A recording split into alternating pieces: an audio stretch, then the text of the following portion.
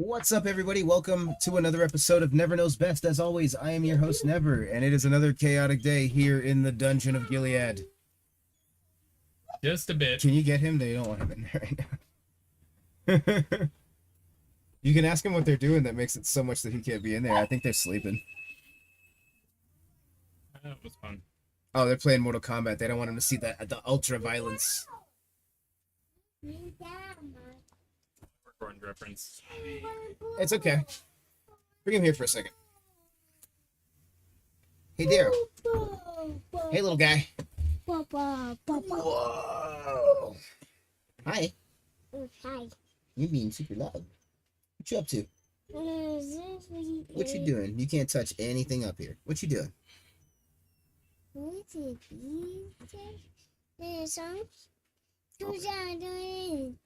Okay.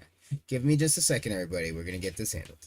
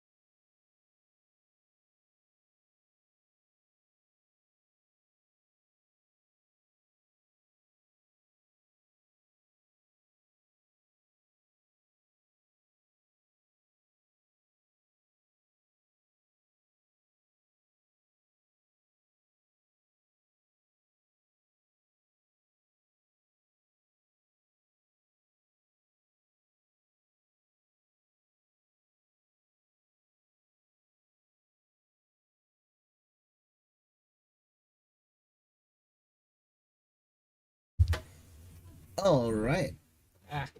It is a little bit. We're back. Yeah. There's, stuff to talk about today. Yeah. There's stuff to talk about all the time, unfortunately. One day, we won't have to talk anymore. Hopefully. Yeah. I mean, okay, so on this particular topic, I'm gonna try and stay to the facts and not be too super personal about it, but I have been through a divorce. Me as well. And I don't know.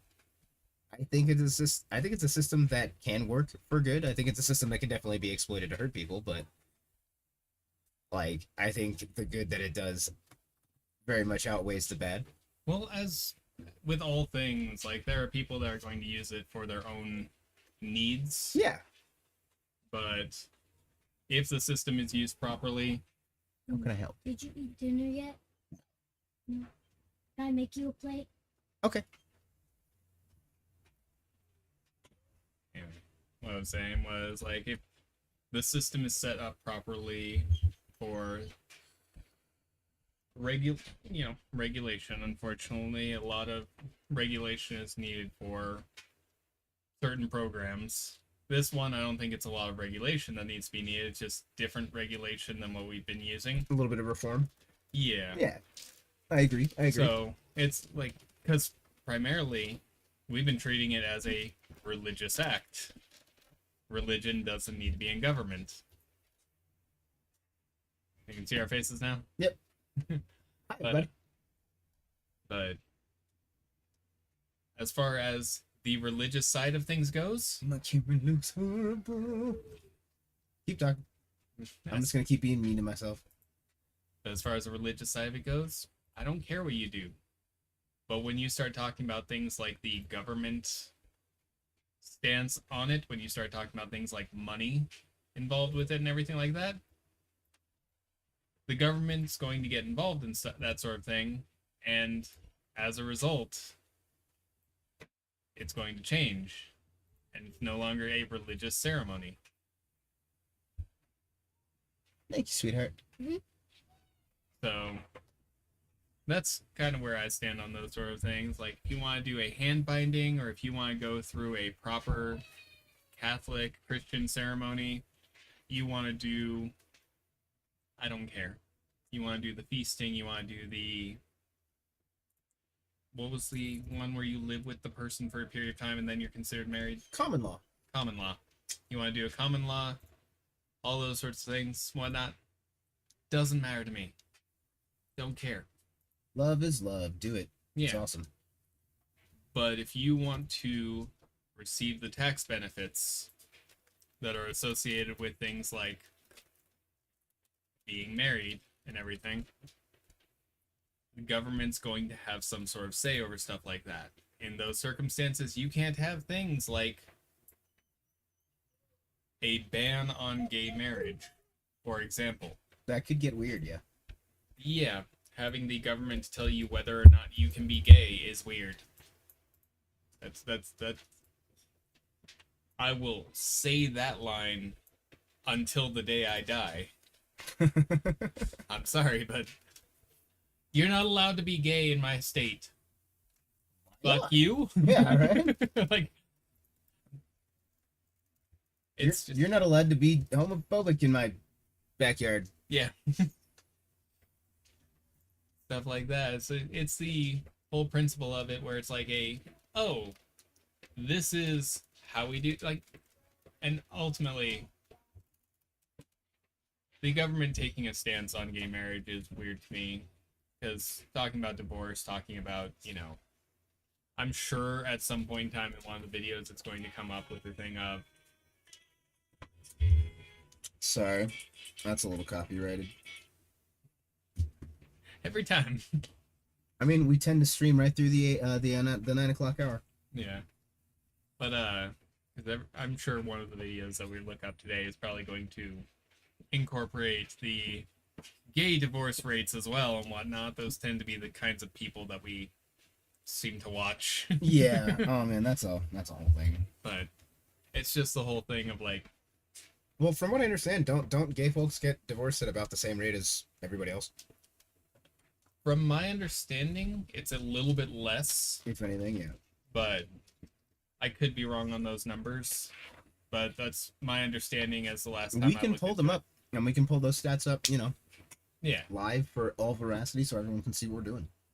I mean, That's one of the things I like about doing it this way. if you want to do that, go for it. I mean, we super can. So let's just out of curiosity. Oh, this is the wrong window. At least I think it's the wrong window. Yeah, it's the wrong window. This is the right window. Look at these guys. Ugh. Every time I open the internet, man, see Ron DeSantis' ugly fucking face. Yeah, no, of all the political candidates, he's the one I want to keep out the most.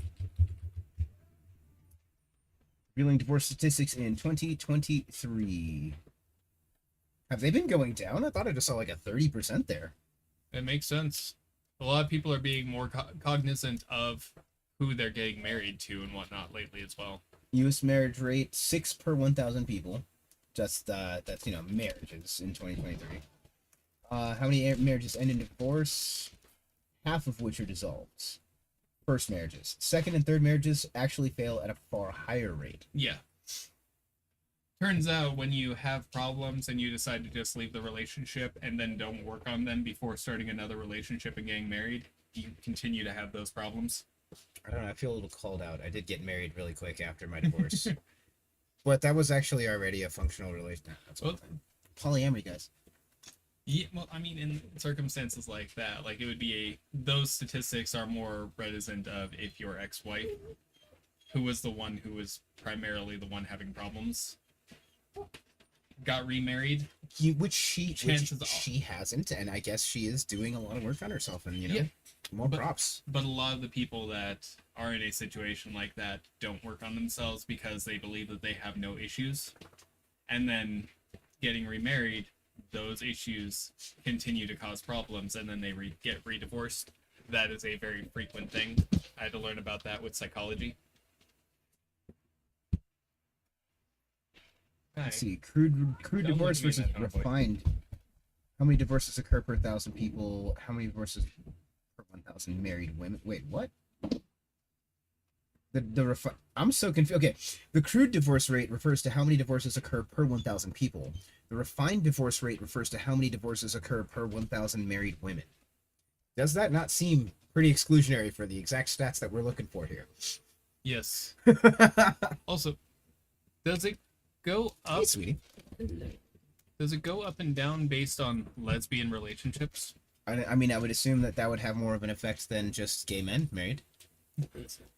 I mean, apparently gay men being married doesn't show up in the refined. Exactly, that's what I'm saying. So that definitely skews the results there. If like women counts for 2. If they're lesbians, that if it's per women married, Yes. and gay men count for 0, Yeah. that's a huge skew on the numbers. Yeah. What? Okay, I don't know if we can. Forbes advisor, I don't know if we can trust you. But yeah, the divorce rate has fallen a lot since 2000. Though it's gone up a little bit since about 2020, and that makes sense because there was apparently a big rash of COVID divorces of people like being forced to be around each other all the time, and just finally when they could get away from each other, they were like, "We're done." Yeah.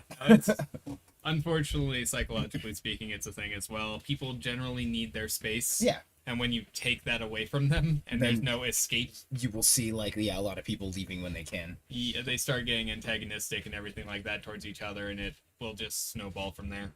40% of new marriages include a partner who is remarrying. Yeah. 6% of divorced couples remarry each other. Yeah. Divorcees are more likely to die earlier than married people. That's ominous. I mean, I am infuriating, and I do expect somebody to just stab me one day.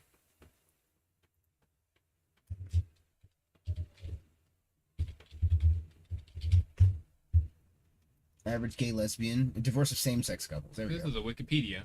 I mean, look, since they stopped letting just everybody be, an editor. Yeah, no, I take their numbers at least pretty well.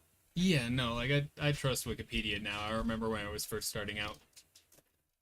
God, how old am I? Almost old enough to be president. Fucking do this. Yeah, so to be fair, there's a lot less in the U.S. There's a lot less data because it wasn't until like 2015 that any states allowed same-sex marriages. 2011 study for states with available data initially reported that the dissolution rates for same-sex couples were slightly lower on average. On average, 1.1% of all same-sex couples were said to divorce each year, ranging from 0 to 1.8 in various jurisdictions. Then divorce rates of different sex couples, 2%. So, like, twice as many, according to that. That's a weird sort of... As a result, the corrected findings show a 2% divorce rate for same-sex couples, the same as opposite-sex couples. All right. Yeah.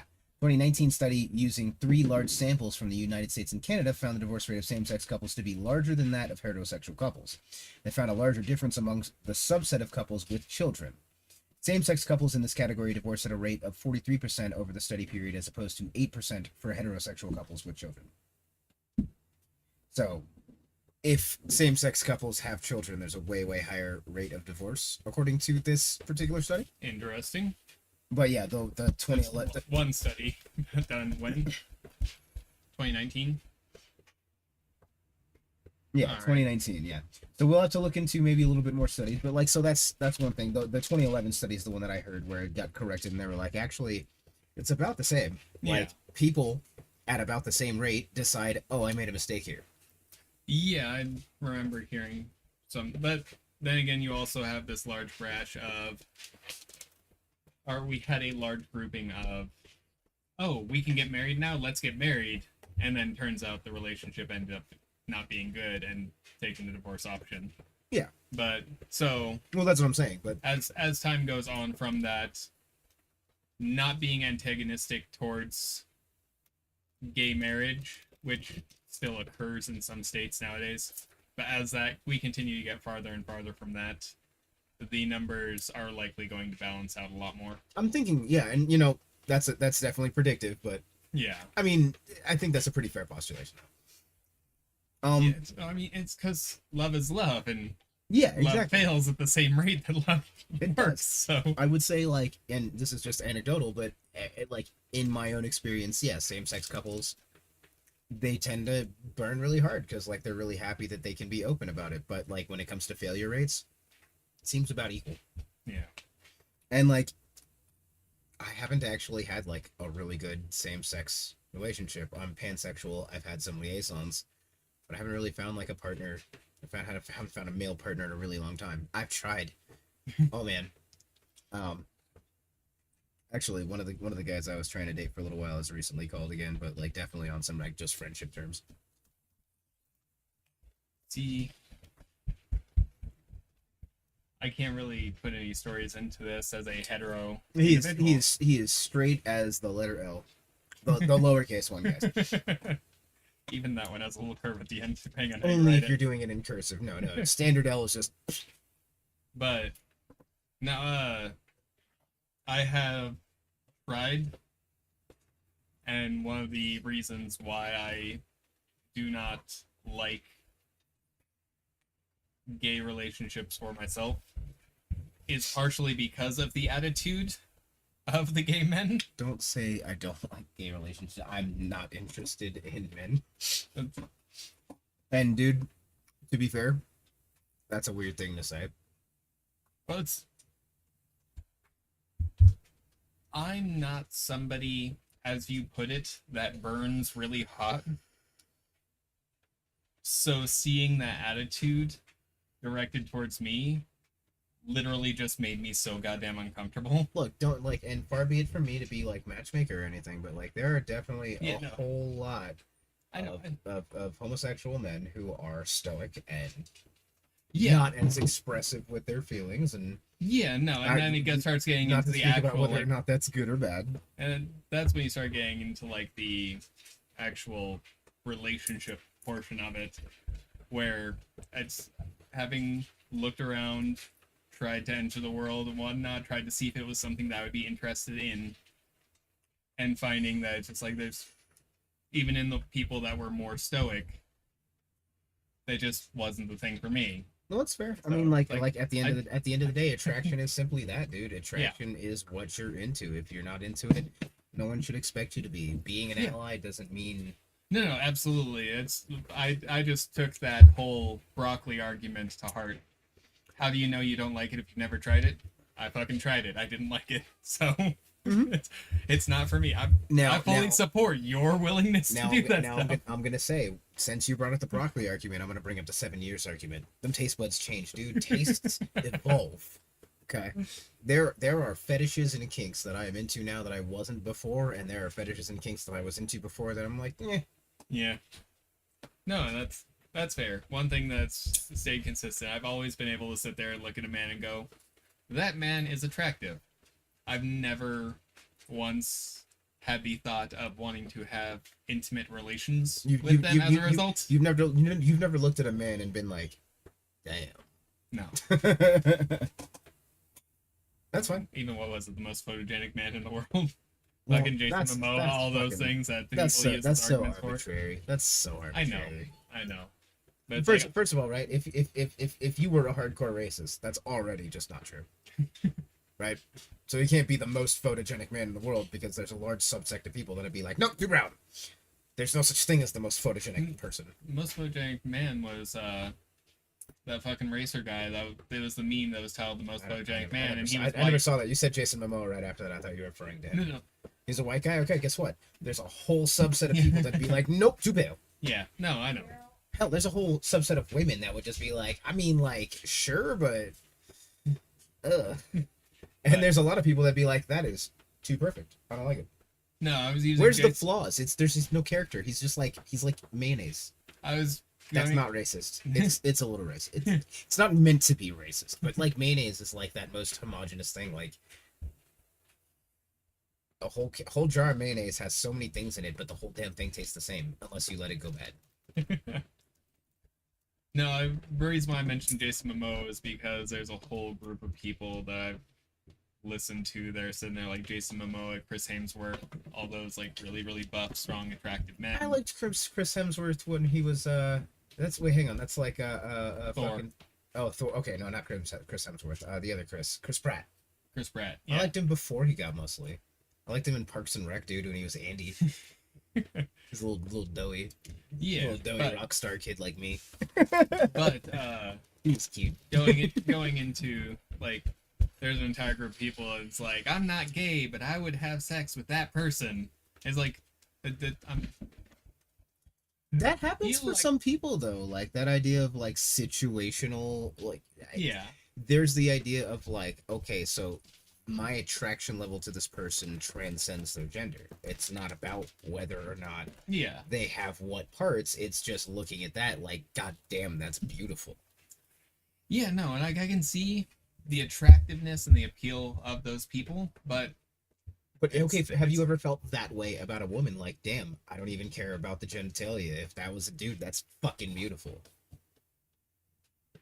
Like, because if you No. haven't, then the issue there is not whether or not you're attracted to men. Like, honestly, you might not be able to like be on that. Like, sometimes physical beauty is just not that moving. and That's just a thing. That's look, the sapiosexual in me absolutely understands. I can definitely be like, god damn, that is just aesthetics. yeah, You know what I'm saying? But like, it's when it comes to like, dude, I've drooled over people, but then like, there's usually things beyond the visible spectrum. You know, pheromones, fucking attitude, the things that turn me on. You know? yeah. No, and there's like I said, there is a measure of physical attractiveness in sex appeal for me, but for the most part, what I care about primarily is personality. There you go. Which is, you know, it is what it is. But it's the thing of like, I've never sat there and like, I want to have sex with that person because of how they look. I can't say that there's never been a situation that sort of thing, but more often it's just been my body reacts to how they look, and then what actually makes me want to or not have sex with them is when I see how they act in general. Really glad I made sure that YouTube knew that this wasn't for kids, but I'm starting to think I should have age restricted it. Well, let's go on to No more about back what to you divorce. want. Back to divorce. Look, and if you cancel yourself here, I still love you. I will likely cancel myself multiple times, unfortunately. Look, yeah, that's the thing. Okay, guys, cancel culture's not real. Name one person who's canceled who's like actually gone. Yeah. Okay, besides Epstein. And that's not fair, and that's not a cool joke to make. But I stand behind it. I made it. I did it. That was me. I Here, mean, I'll do it to myself.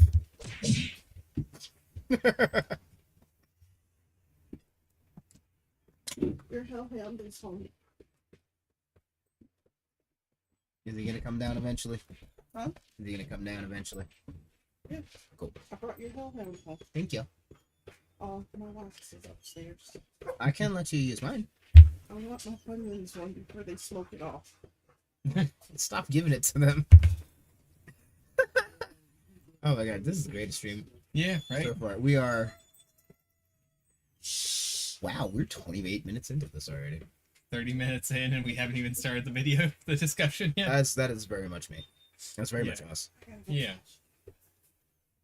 So we're gonna watch Vaush talk about Tim Pool and how people on the right really don't want people to get divorced. This is from a while ago. It's like a year old or so. But I've been talking about this for a little while because I just found out about some of Steven Crowder's comments about no-fault divorce. And before we actually get into it, we talked a little bit about it, but do you want to express your stance on why no-fault divorce is absolutely a good thing? As a divorced man, the type of person who usually talks about how this is bullshit. It's look, And for the That's- record, I also agreed. Like, no-fault divorce is one of the best things that ever happened for relationships in America.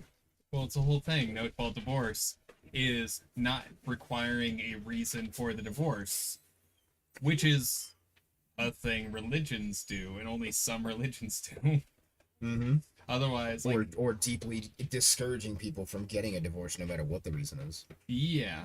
But if you go back to like the Nordic, the different cultures that had things like the hand binding and all that sort of thing and whatnot, where it's just a thing of like, oh, it's just not a thing anymore, so we're done, and they just go their separate ways. Yeah. And oftentimes, like, what we can show of those cultures, once you kind of swim through all of the visceral Macho-ness. Well, religious. Oh, well. The basically The esoterica. shaming of that the Catholic Church did on those cultures. Mm-hmm. Once you get past all of those, you find that they had really, really healthy home life. Okay. So, We will start the video as that happens. Yeah. So, but, yeah, no, that basically they had pretty solid relationships and people felt more egalitarian in their situations, even if they were Well- basically derided by the Catholics as savages who mistreated their, family. well, I mean, take for example the Norse family dynamic Mhm. for the Viking families. Go ahead, lay it out for us. In those circumstances, you had the Catholic image given. Yeah. Of these people are so savage, even their women are these fighters and whatnot, and they don't present themselves how women's supposed to be, that sort of thing and whatnot. That was an image that the Catholic Church created for these Viking women based on the concept of shield maidens being partaking in the battle along with the Viking warriors and everything. So, you want to mute the mic really quick while the Yeah, let's go ahead and show a little bit of this. do it later. Props to Vaush. Set their sights on ending no-fault divorce law. After Roe, conservatives set their sights on ending no-fault divorce laws. Gay marriage. They have explicitly said that they want to get rid of court protections for gay marriage and for interracial marriage. That was explicit. That's not like lefty analysis. That's like really, really, really straightforward. They said it. If you want to get into like the origins of marriage and monogamy, this is an anthropological subject, right? We're going back thousands of years. And one of the, in my opinion, most compelling explanations for the origins of monogamy and marriages are of hierarchy and hereditary wealth transfers.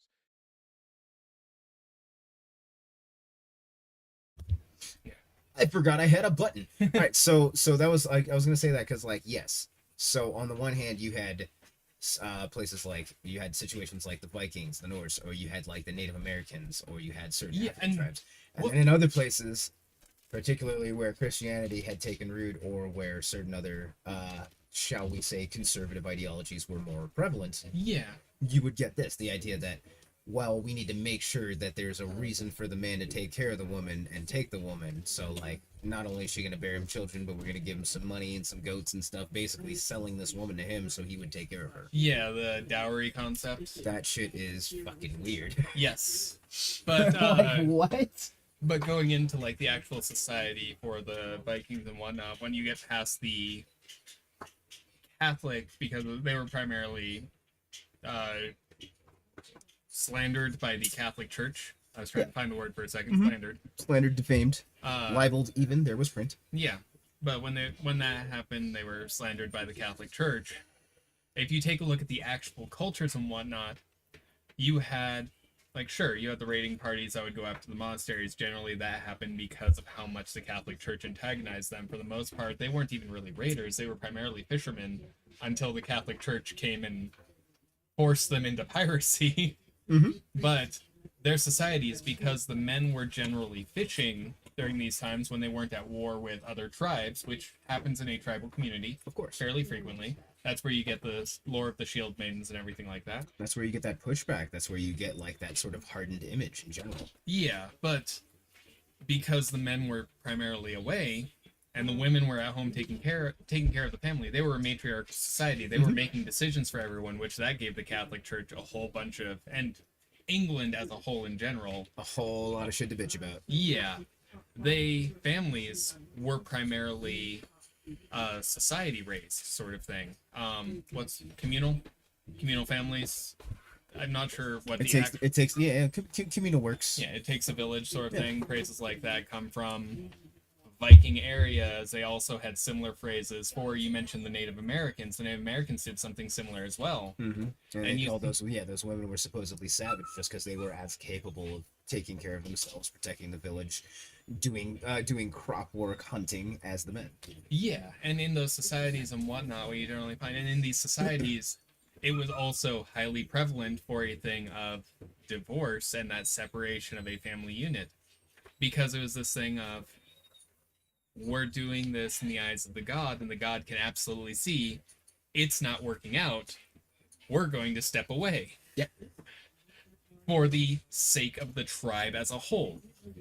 When you sit there and you start adding things like quote unquote society, these, as he stated, hierarchical positions and everything, you end up with this very, very structured, this is how it has to be. And because this is how it has to be, you take away that stepping away. Yeah. To going into no fault divorce and everything like that. I will always bring it back to topic. Well, no, it's fine. It's fine. It's just like, let's respond to what he was saying, though, because he said a very specific thing, and I want to talk about this Alright, idea go of for the dowry system, and like, so like straight up, that whole idea of that hierarchical system that they want, building to the idea of, if we are supposed to be the best, and they are still people, like, we don't want to call them the worst. They're our wives, so we must paternally sort of protect them to the point where they end up becoming possessions.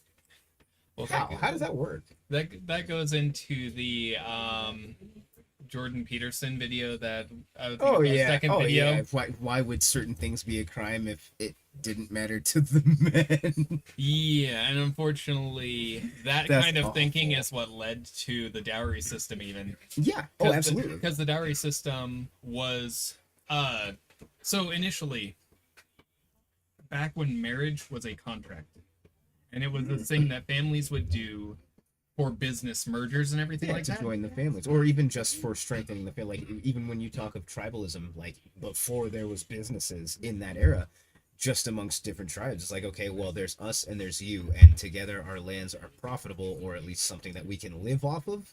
But like, if we try and like fight against each other, we're just gonna die. So if we marry together, then we can. Yeah, Same and thing they that's- did with kingdoms. It's literally Yeah, no, political and marriage. that's the arranged marriages and whatnot were first. Later on, when the businesses took hold of the arranged marriages for business mergers to keep the business in the family, but still strengthen the business as a whole by bonding with another business, that's when the dowry system became fairly prevalent, because like, Some families are more powerful than others. Some families were richer. than so we others. need to sweeten the pot. Yep. So that became a thing, and then that kind of just trickled down to the commoners, like the white dresses and the diamond rings and all of that stuff. The Oh with my marriages. god. Well, see, yeah, diamond ring, man, that's all American, baby. Yeah, but like the white dresses, it used to be a common practice to just get married in your Dress. nicest dress. Yeah. And then I think it was England, English royalty started getting They were married. flaunting the fact that they could keep things clean. They could keep things clean or afford a dress for a single wear. Yeah. And then never have to worry about it again. But So they it would be made it in a pristine and dress. white. Yep.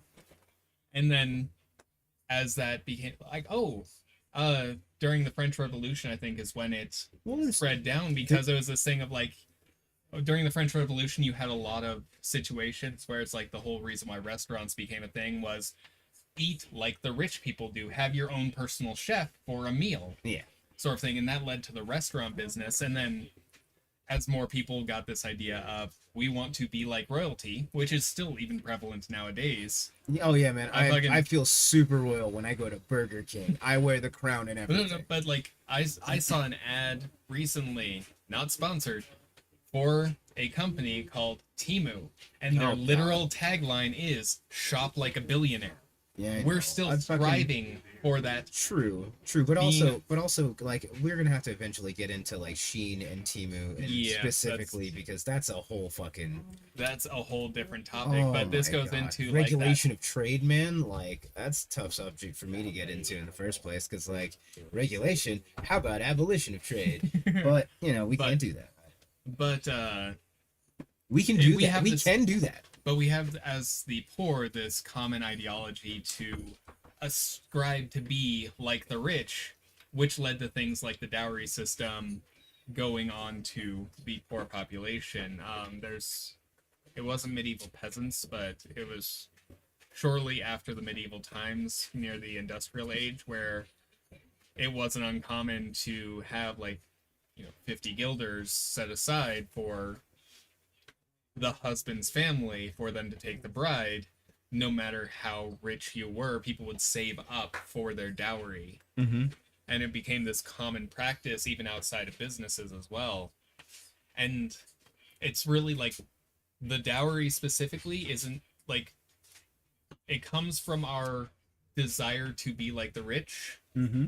but it is purely a capitalist concept. And the only reason why it even functions is because women are treated as property in those societies. Yep. The societies where women weren't treated like property, like the Native American tribes, the Viking, when they would do the tribal marriages and whatnot, which they were more open about, like a Romeo and Juliet type thing. Like, we're at war, but they love each other, and we're going to support their fucking love for each other, so we're not gonna stop being at fucking war for them. Free Catholic Ireland. Yeah. The Celts and the Mhm. Druids and Yeah, everything like man. that. Yeah, like stuff like that. I mean, The like, dowry system does not exist in those societies. no, of course not. The Native Americans, we have some evidence of that after colonialism came through. We have some evidence of it before too, simply because of literally the idea of we don't want to be at war with you anymore.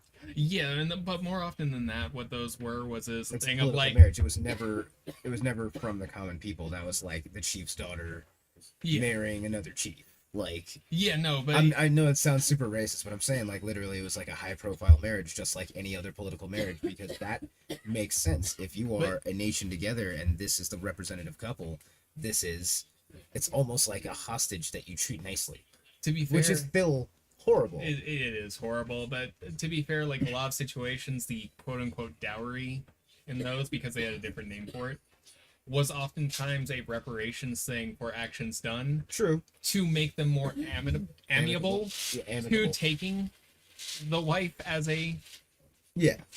as opposed to the sweetening the deal. It was a thing of like, all right, we fucked up. We're gonna pay you this to make up for the fact that we fucked up, and we're for gonna the send you, future, we're gonna send you her to make sure we don't fuck up anymore. yeah, 'cause and we're for gonna the kick- future and whatnot, we're going to, set up this marriage. So, and that changes the actual dowry, I guess, mechanic slightly. And again, it's not a dowry, and this isn't like Yeah. it still does, bless you. It still is using a woman as currency. Yeah, no, and that's its own thing, but like, god damn, the system as a whole was looked at even differently. Oh yeah, no, it was. I mean, it was an honorable thing. It wasn't like, oh, I'm. Yeah, I no, mean, I can't speak for the women whether they were terrified or because they're being sent to the enemy. yeah, and it was a weird situation for that as well, but oftentimes it was essentially the concept of a sacrificial virgin. We're not, man. That's you're not making it better. We're just gonna Vaush. Finish your thought. It's finished. Just Jesus. Now, to be clear, okay, because everyone gets mad about this, all right? Everyone gets mad, so I want to be really clear from the get-go, okay? There's nothing wrong with being monogamous. Some people, many people, just gravitate towards monogamy and have for as long as humans have existed, okay? It's not unnatural. It's not like a socio-political construct that's, totally artificial. Like, none of that, okay? But when I'm talking about monogamy, what I'm talking about is like the moral expectation that a person should have only one partner. The idea that that's like a default, natural, and moreover, morally necessary state of affairs. One of the more compelling, and Engels wrote on this, one of the more compelling narratives for how the idea of monogamy as an institution and marriage, which kind of, they're very related to each other, came to be a thing, was the idea of parentage, right? If you don't have socially enforced monogamy, you don't really know whose kids are whose, right? I mean, all the tribal hotties are banging around, babe. Okay, you're not. Listen, you may have slept with the 6'2" Amazoness baddie, all right, but you're not the only guy who did. Okay, it's creamy up in there. Who knows? Okay, Vaush. Enough. That's He's not wrong. He's not wrong, but what he's saying still has that feeling of equating a woman to profit. This is not Well, a it kinda person. does. It It's not- is a it's goal definitely- to yes, achieve. it's definitely not sex positive. But he's not saying that it was sex positive. He's No, I saying know. that it absolutely wasn't.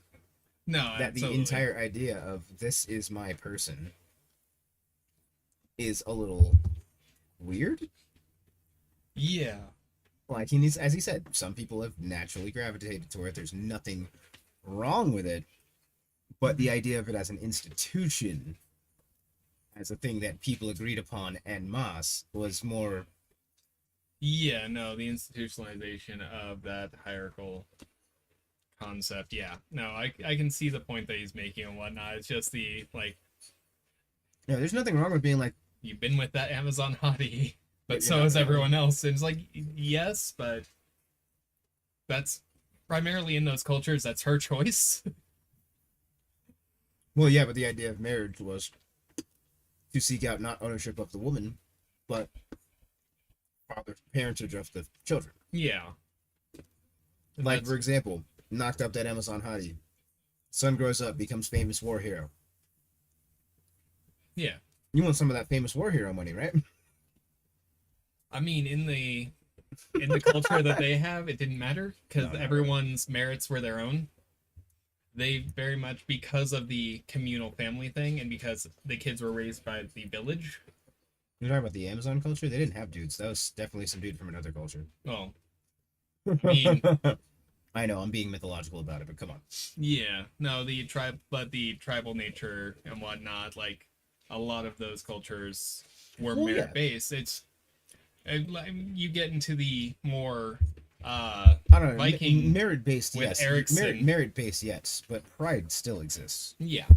No, it's like that's my boy, but Yeah, is it though? yeah. How do you know? As he just said, it's creamy up in there. That's our boy. What is this? Communism, comrade? Yes. No.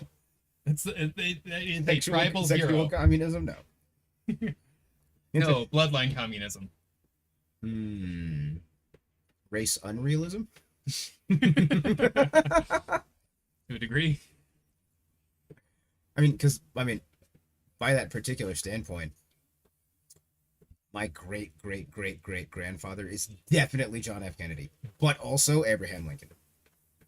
You just have to change the number of grades. I mean, if you're going based off that standard, I am the most American, and so are you. I'm not. Yes, you are. But based on that logic, I mean, on that logic, yes. And that's we are both the most Americans that have ever Americaned. And so is everyone watching us. there's nothing wrong with And that. that's a joke because there's no one watching. There's nothing wrong with that, though. Is the thing of like, it's my whole thing of like, we're American, we're born here, raised here, your blood, your family's from here. We have a viewer. Yeah. Hi, viewer. I bet you it's Peach. Uh, She normally says hi, but I'd still bet you it's Peach. Or maybe it's the one person who will cancel us. probably. All right. We're going to skip some of it because Vaush is being very silly at this point. Yeah. So we're going to get into the meat of this. Illegitimate heirs, set of bastard children and legitimate versus illegitimate heirs in European nobility, right? Because was, of course, people would invade and take over anyway. But in a vacuum, at least the British crown, they did not exist. They were not a viable candidate. If you go on Tinder right now, or Grindr, or whatever else, okay, and you're young and you're in like a major city, okay, I swear, the crown, in a vacuum at least, it's important who in the royal family. So I'm not going to lie. I knew if I skipped through like that, you're going to be like, wait. I just We want can- because he's sitting there, he's talking about lineage, and that's where a lot of that like monogamy as an institution did come from. That absolutely makes sense. And then he mentioned Grinder. Family married who and who sired which children, because hereditary succession was used as the direct logic of who got the crown. And of course people would invade and take over anyway, but in a vacuum at least, that was the system, a hereditary monarchy, which means that when the king inevitably slept around and had bastard children, they were I think the term used by the British crown is legally dead, meaning that from a legal perspective, when it comes to the succession of at least the British crown, They were not legally dead. They were considered illegitimate because if the succession line died, which happened frequently, especially in the time periods where these happened a lot, they were the ones who took up the crown, so that way the king's bloodline could continue on the throne. He's probably going to go on to say something about that, but I do want to say that if there was another legitimate child alive, then for the purposes of the legal succession at that time, they were considered a dead branch of the bloodline. I mean, to a degree, they were kept track of generally, and they were oftentimes given jobs within the It's something. royal... It's something along the lines of it was absolutely royal progeny until it touched non-royal egg.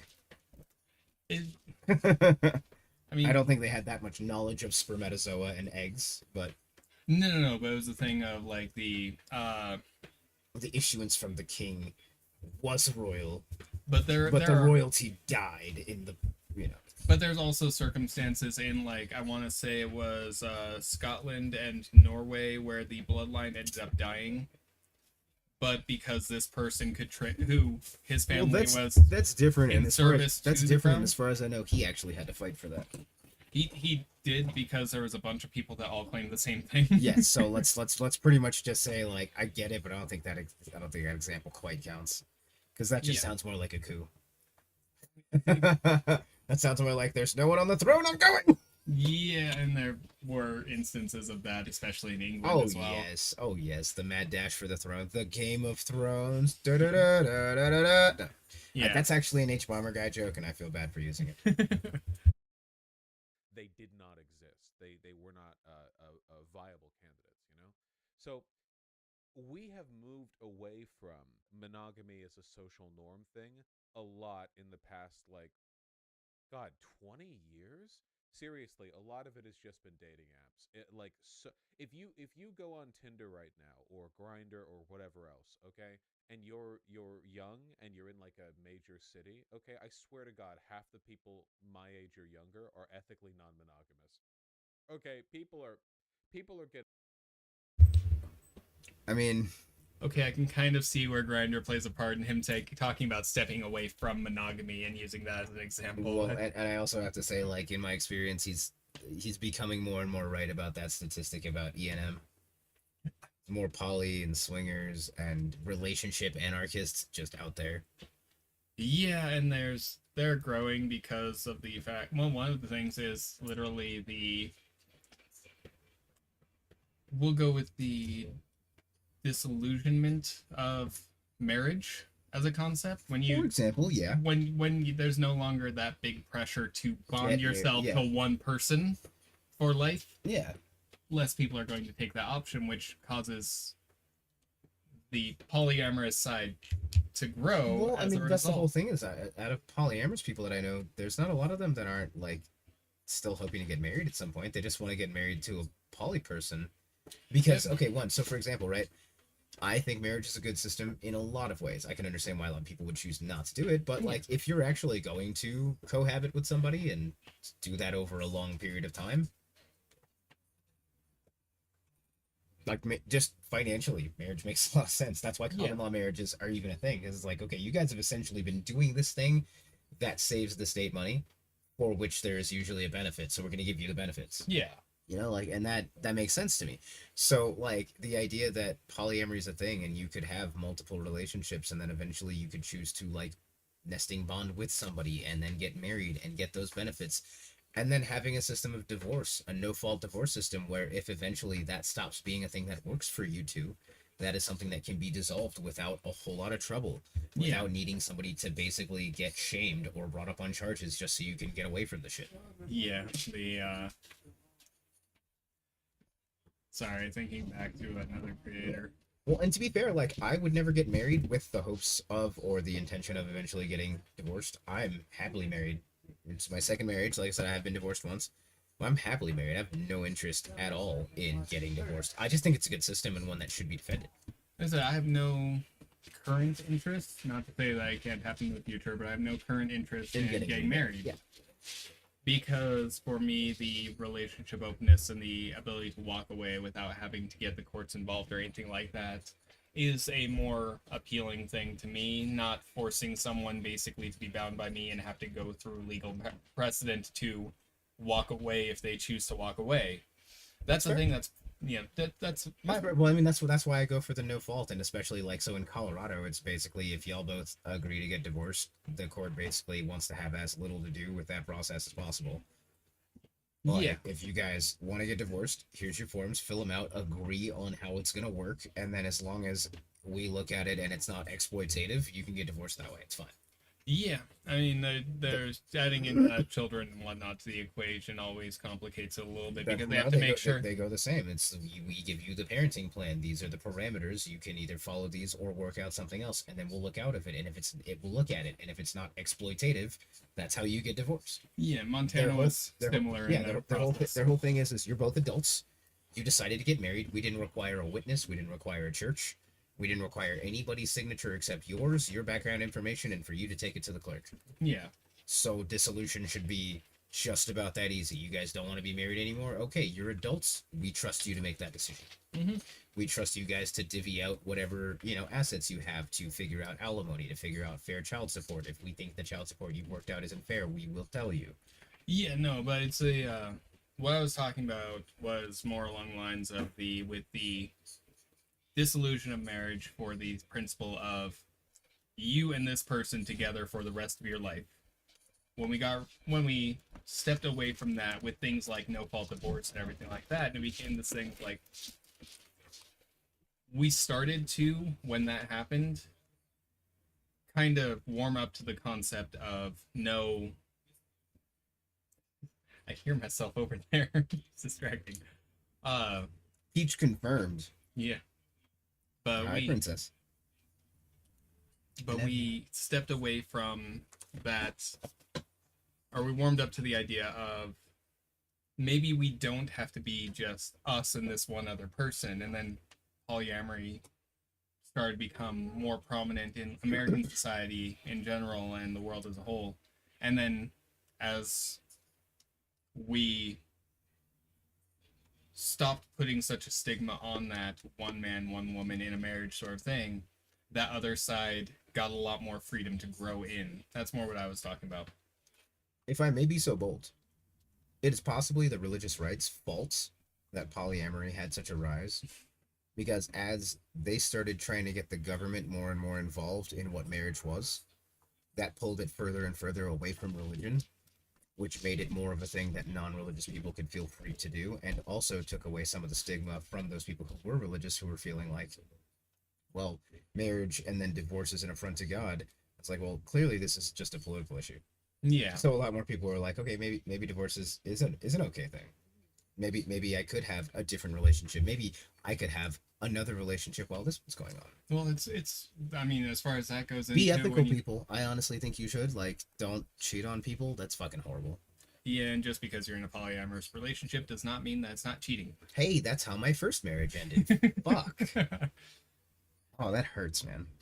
I didn't mean to call you out specifically. No, I know you didn't. Like, it's an important thing to fucking say when talking about polyamorous relationships, because I've seen other people try and use it as an excuse as well. Unfortunately, yeah, you can absolutely cheat because cheating isn't sleeping with somebody else. Cheating is not being upfront about what you're doing. It's doing things in your relationship that violate the rules of your relationship. It's breaking somebody's trust and violating somebody's consent. Yeah.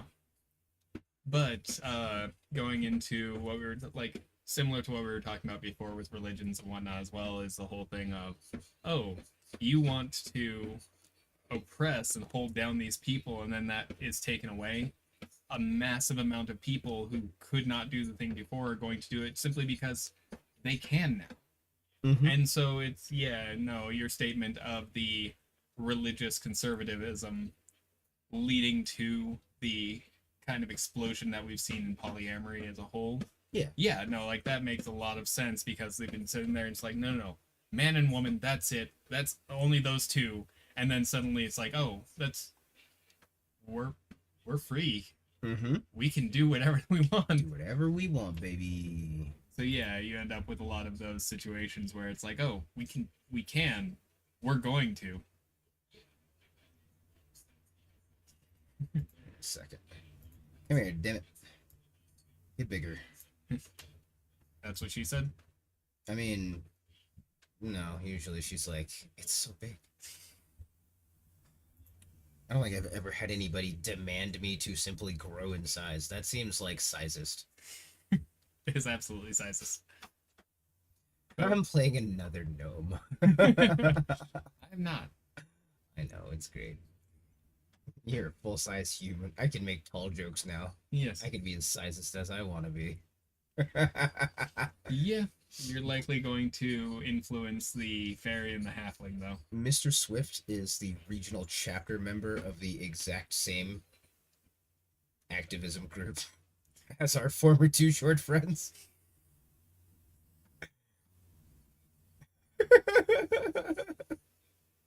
God damn it. Oh well, I established it, so. Yep.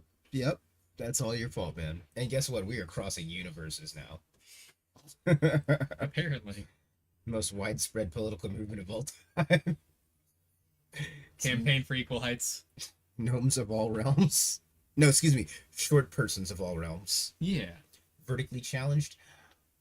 Compact persons of all realms. Like I said, we have essentially started the campaign for equal heights in D&D as the first two people in the realms to do it for our universe.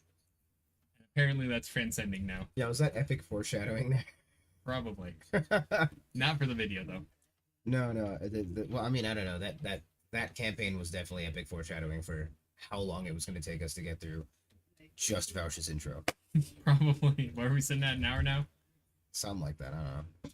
Getting around. And interestingly, people are having less sex than ever, which is kind of a weird and seemingly counterintuitive set of social patterns. Not in my experience. Not in your experience for what? People having less sex. No, as a whole, we are, because there's less pressure that's what makes the relationship. I feel like there should be more sex then.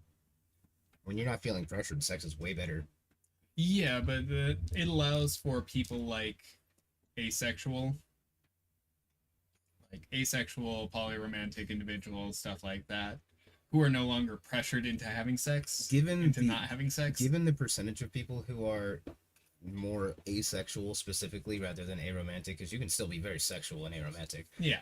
But given the amount of people, the vast minority that are aces, I would say that should be offset by people, again, feeling more comfortable to be able to have sex. Well, there's also the thing of like the and to have the sex they want to have.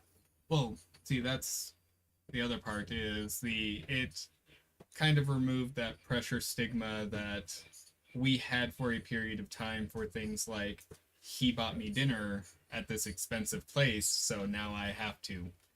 Mentality that we've seen on the rise since roughly the 60s, and then started to go away in the 90s. I haven't really seen. Yeah, I was gonna say I haven't really seen that much on the decline since the 90s. That's just pretty much where it is. But there's such a thing as, for example, just one example, a strong, independent woman who don't need your man. Yeah, and then you have the things like the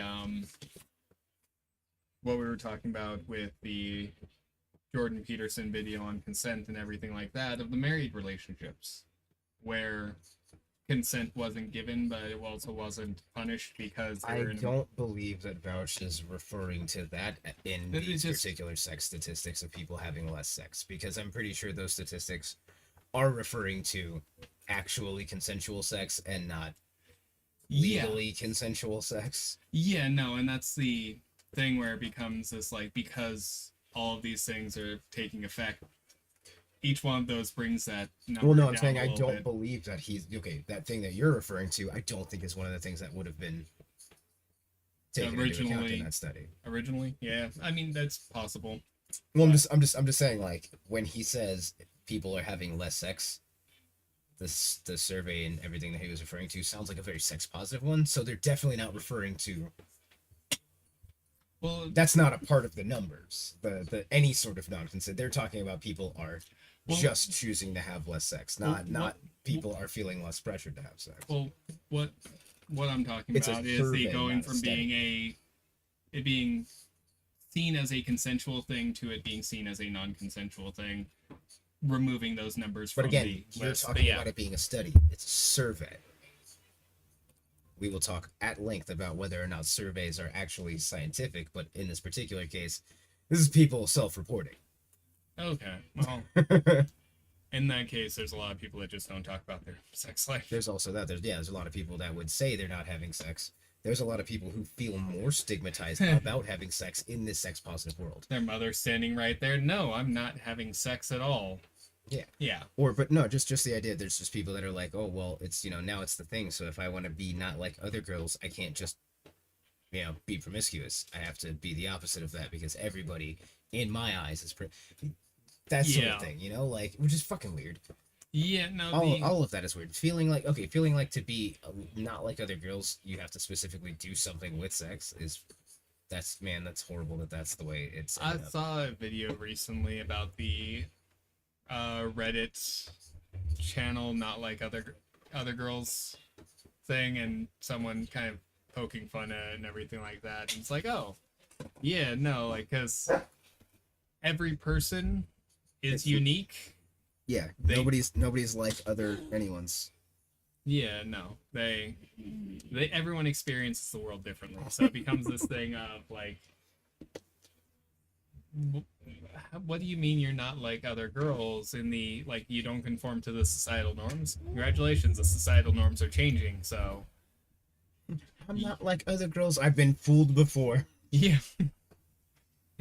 I used to love, because growing up in Montana, where everyone is a cowgirl, and then seeing another cowgirl talking about how she's not like the other girls, and it's like, look, I'm not Christian and open to the fact that I have mental health issues. I'm not like other boys. I'm definitely not like the people around here. You praised God and then got in the line dance. I'm sorry. You're like everyone else in that line dance. Well, that's just how I am on the outside. On the inside, I actually wish I could be goth, but there's no Hot Topic in this town. No, it's 2 towns over. I know, because I went there. Like, I shopped at Hot Topic before it became a band store and back when it was a goth store. But I don't have a car.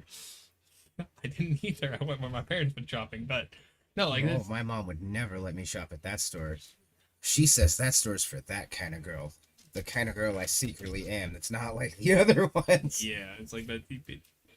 Sorry, dude. The sad thing is I'm doing that not like other girls thing, but honestly, like, I have seen and in certain middle school situations being that guy. Yeah. No, it's like you have to, for a societal thing, there is a certain level of a part that you have to play. We're becoming more and more open to the no, you fucking don't, but you play the part. I'm gonna play the piano. Yeah.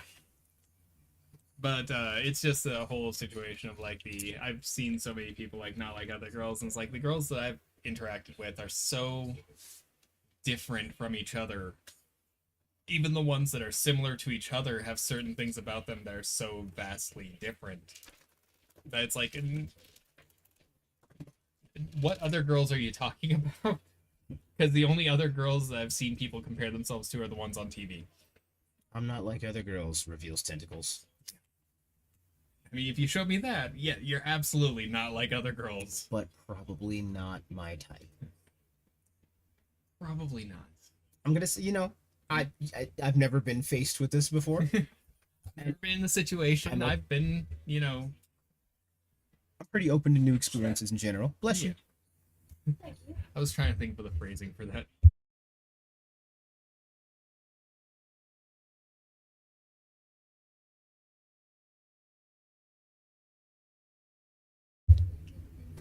But yeah. Hey, guess what? I'm not like other boys. I mean, you're the first person I met that actually had, like, agoraphobia. It sucks. Other than that, like, you're fairly similar to a lot of the people that I tend to hang out with. How so? Primarily there is a willingness to talk and discuss, a we'll go with emphatic belief in what your beliefs are, a certain stubbornness associated with not wanting to change what your ideas are while still being open to talking about it. More so tends to be in the hope of, with the usual people I hang out with, it's more so in a belief of, I will eventually get you to believe what I believe. Is there a willingness and openness to talk about stuff? I don't usually think I'm going to get people to believe what I believe. It's funny when it happens, but for the most part, that doesn't happen because for the most part, people believe what they believe. Yeah, no, like that's a unique structure as well from the people that I generally hang out with. Other than that, it's just a thing of, you know, the various widespread conversations that we've had. Because I have the knowledge base that I have, the trivia about everything, knowing everything about nothing mentality, if somebody else can't, to a degree, match that broadness of topic, I tend not to hang out with them. That's fair. So, well, I mean, it does seem like you select for a certain type of person. Yeah, no, and that's... It's, okay, but if I'm not like other boys, but you look for all the boys that aren't like other boys, that's not fair. I mean, there's... All you're doing is proving my point. I mean, it's... I'm not like I'm, most other boys. I'm willing to have a conversation with anybody, really. The problem comes when it's a thing of, like, if you don't let me talk, I'm not going to stay there. I'm not just going to be a silent man nodding or shaking my head on the side. How dare you come to this battle of wits unarmed? It's not even coming unarmed. You've sat there and you've duct taped my sword in its sheath because you won't let me talk, and you're trying to have a fight. Like, no, I'm gonna fucking leave. That's generally what leads to those sorts of things. Like the broadness of topic and everything like that. Even if you have a very limited topic, I'll still end up having a conversation with you. I'll still end up interacting with you and whatnot. But I'm not going to. If we're talking about one thing and one thing only, I'm only going to hang out with you when I'm in the mood to talk about that one thing. So there's no point in me hanging out with you outside of that. If I've tried talking about other things and whatnot, and you just, no, this is what we're talking about. I make the joke with a previous coworker of mine about how he had 5 conversations. It was literally, he had 5 experiences in his life, or 5 stances that he had, like 5 total number. And no matter what you talked about, he would bring it back to one of those 5. That's like me. Well, he did touring with a band a while back. I don't want to get too far into details, so that way. Homelessness. Huh? Homelessness. Go ahead. Well, he's sitting there. I'm talking about my thing. Go ahead. Yeah, he's sitting there. He was talking about one of his conversation topics was about doing sound work for this band. Circus. And that's the first one. So homelessness.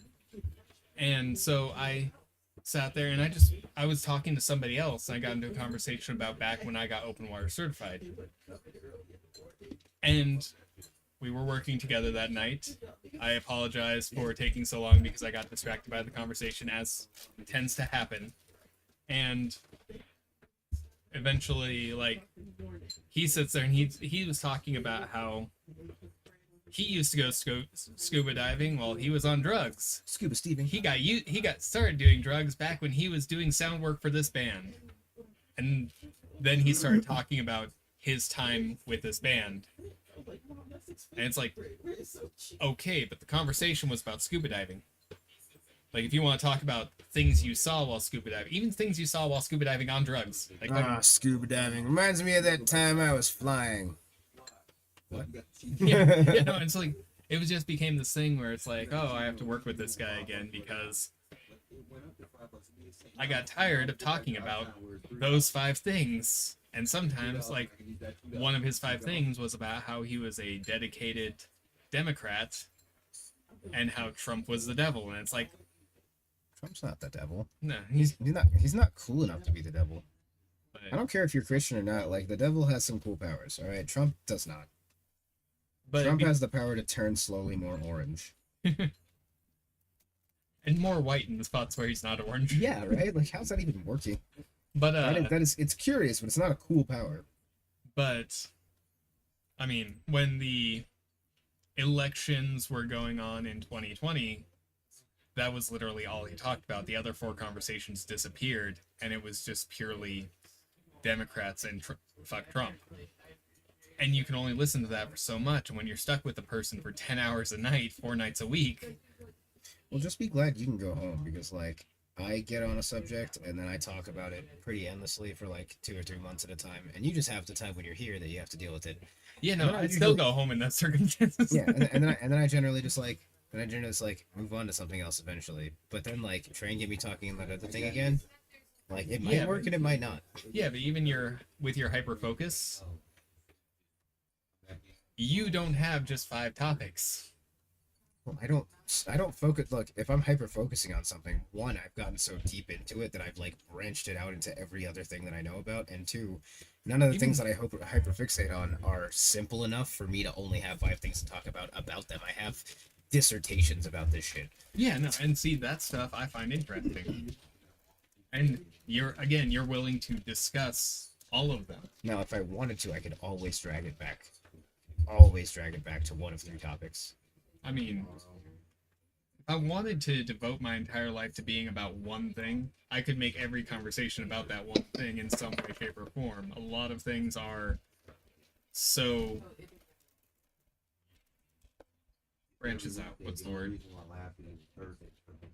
Varied, complicated, complex. Variegated. We'll go with varied.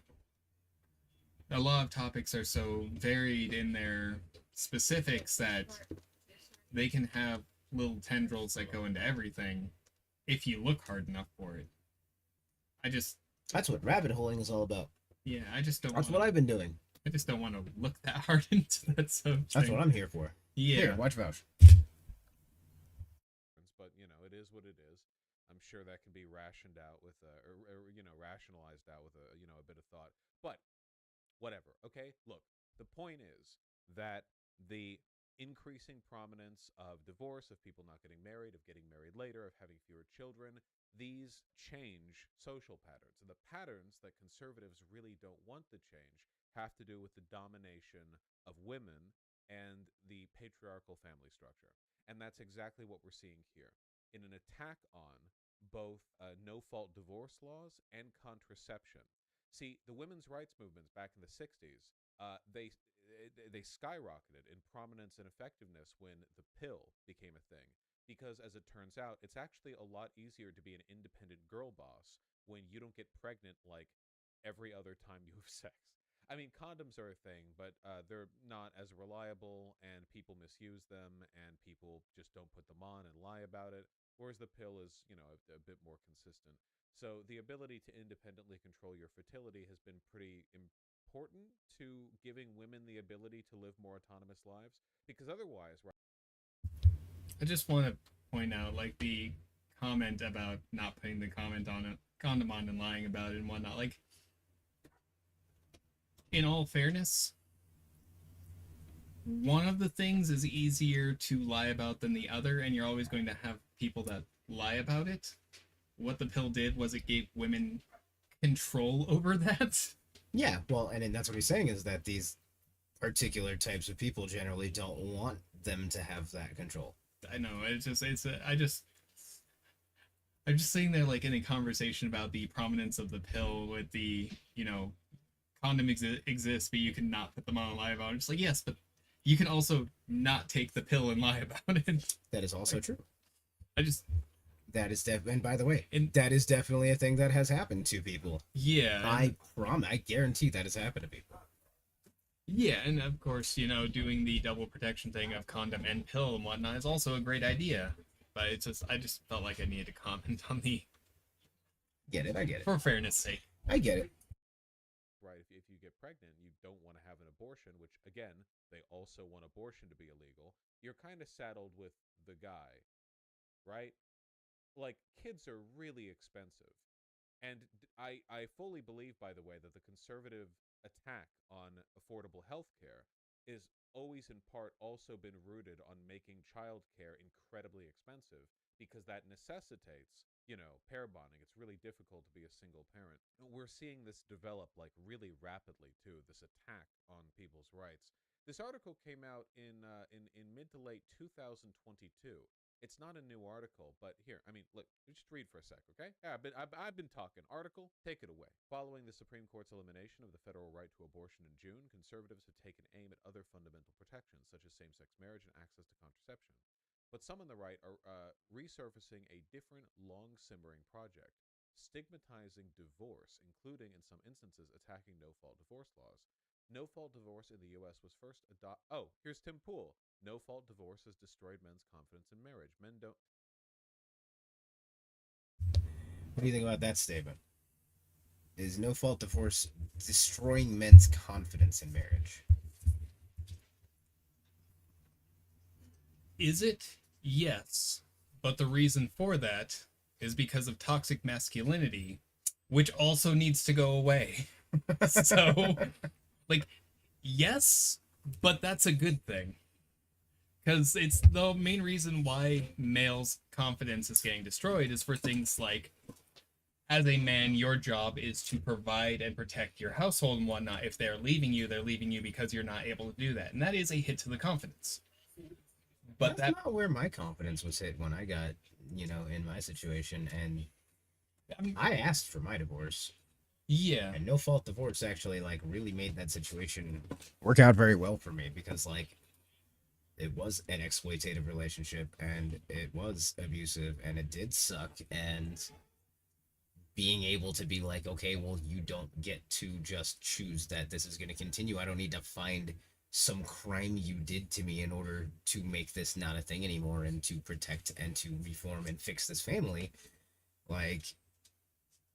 Yeah, no, it's my confidence in marriage is absolutely bolstered by the experience that I had. Yes, but you also have to understand the idea that marriage can work and it can be dissolved and it doesn't have to be this huge stigmatizing thing, and the government doesn't have to make it a horrible process that you have to jump through hoops for, and it doesn't have to be crazily expensive, and you don't have to lose everything, and the other person doesn't have to lose everything. You also have a support structure. Oh yeah, but that everyone was needs beneficial to be for stuff like needs that. To be working on that though. Yeah, no, I definitely didn't always have this. For example, when I went through my divorce, I had a few specific family members that were talking about how I should have tried harder. I had family members, because a child is involved and whatnot. A family member of mine basically said, if you don't take care of this child, which I was planning on doing anyway, because it's my child and I'm going to take care of it. Of course. But specifically with no word about plans for a future or anything like that. Literally the one word that they got was divorce. The statement that they made was essentially if you don't take care of this child and you end up being a deadbeat, I will not have any sort of contact with you or provide any sort of support for you ever in the future, and don't bother asking for it. Now, mind you, this is from a family member that absolutely would not support what I'm trying to do now with the presidency. Oh, even. Yeah. So just wait. Yeah, no, but there is a major stigma associated with divorce even now. It's gone down significantly since the 90s and whatnot, but there's still even a major stigma now. I got the same thing too during my divorce. I did have my good support structure, but even amongst some of the people closest to me, there were a lot of people who took sides, whether for or against me. There are a lot of people who chastised me and berated me for the choices I was making, or choices that they assumed I had made. There are a lot of people who decided that certain things that were said about me, or certain things that were actually happening to me, were definitely things that I had done. Yeah, and stuff like that. Those statements, if you don't have the support structure to counter them, which I didn't, that can be a drastic hit to your confidence. I'm definitely going to say that the support structure helped, because of course it did, but also... Yeah. I'm so used to everybody at some point being like, yeah, well, and you definitely suck. I'm like, okay, I agree, I do suck. I try not to tell anybody anything else. Yeah, and it's situations like that that really lead to the kind of that hit to the confidence. But like I said, a lot of that stuff is ground in toxic masculinity. Yeah, well, I guess all I'll say is that, like, yes, support structures are very important. I think everybody should be working for that. Fucking 6 years ago, 3 years before that all happened, I wouldn't have had that. Fucking 6 years before that, I wouldn't have had that. But like 7 years before that, I would have done. You know, like, it's just weird how that's all happened throughout my life. The support structure is something everyone should be building. And the best way to do that is, I mean, in my eyes, is just to continue improving. If you screw up, if you lose friends, if you fuck something up, learn from it. Figure out what you did wrong. Come back from it, because people will eventually see that even if you're not perfect, which you shouldn't be, which is fucking creepy to be in the first place, if you're at least working to make things better, it's worth something. Yeah, and I think it can be stated as a fair statement that that concept of kind of improving yourself, being open with those around you and everything like that is stuff that toxic masculinity directly attacks. Definitely. I will definitely So give that. That's We're not disagreeing on the idea that toxic masculinity is a problem. I'm just saying, like, one of the ways I can see to, like, kind of counteract that is being willing to build a support structure to realize that you shouldn't be perfect, that you are a work in progress, that you are, I mean, I'm using all the cliches, but like, you're making yourself better as you go along. If you knew everything already, you wouldn't have made any fucking mistakes. Yeah, but my whole stance is just the fact that environment of toxic masculinity is what leads to this statement Yeah. technically being correct. Yeah, no, I'm agreeing. I'm agreeing. I'm just saying, like, to sort of like tie it in there, right?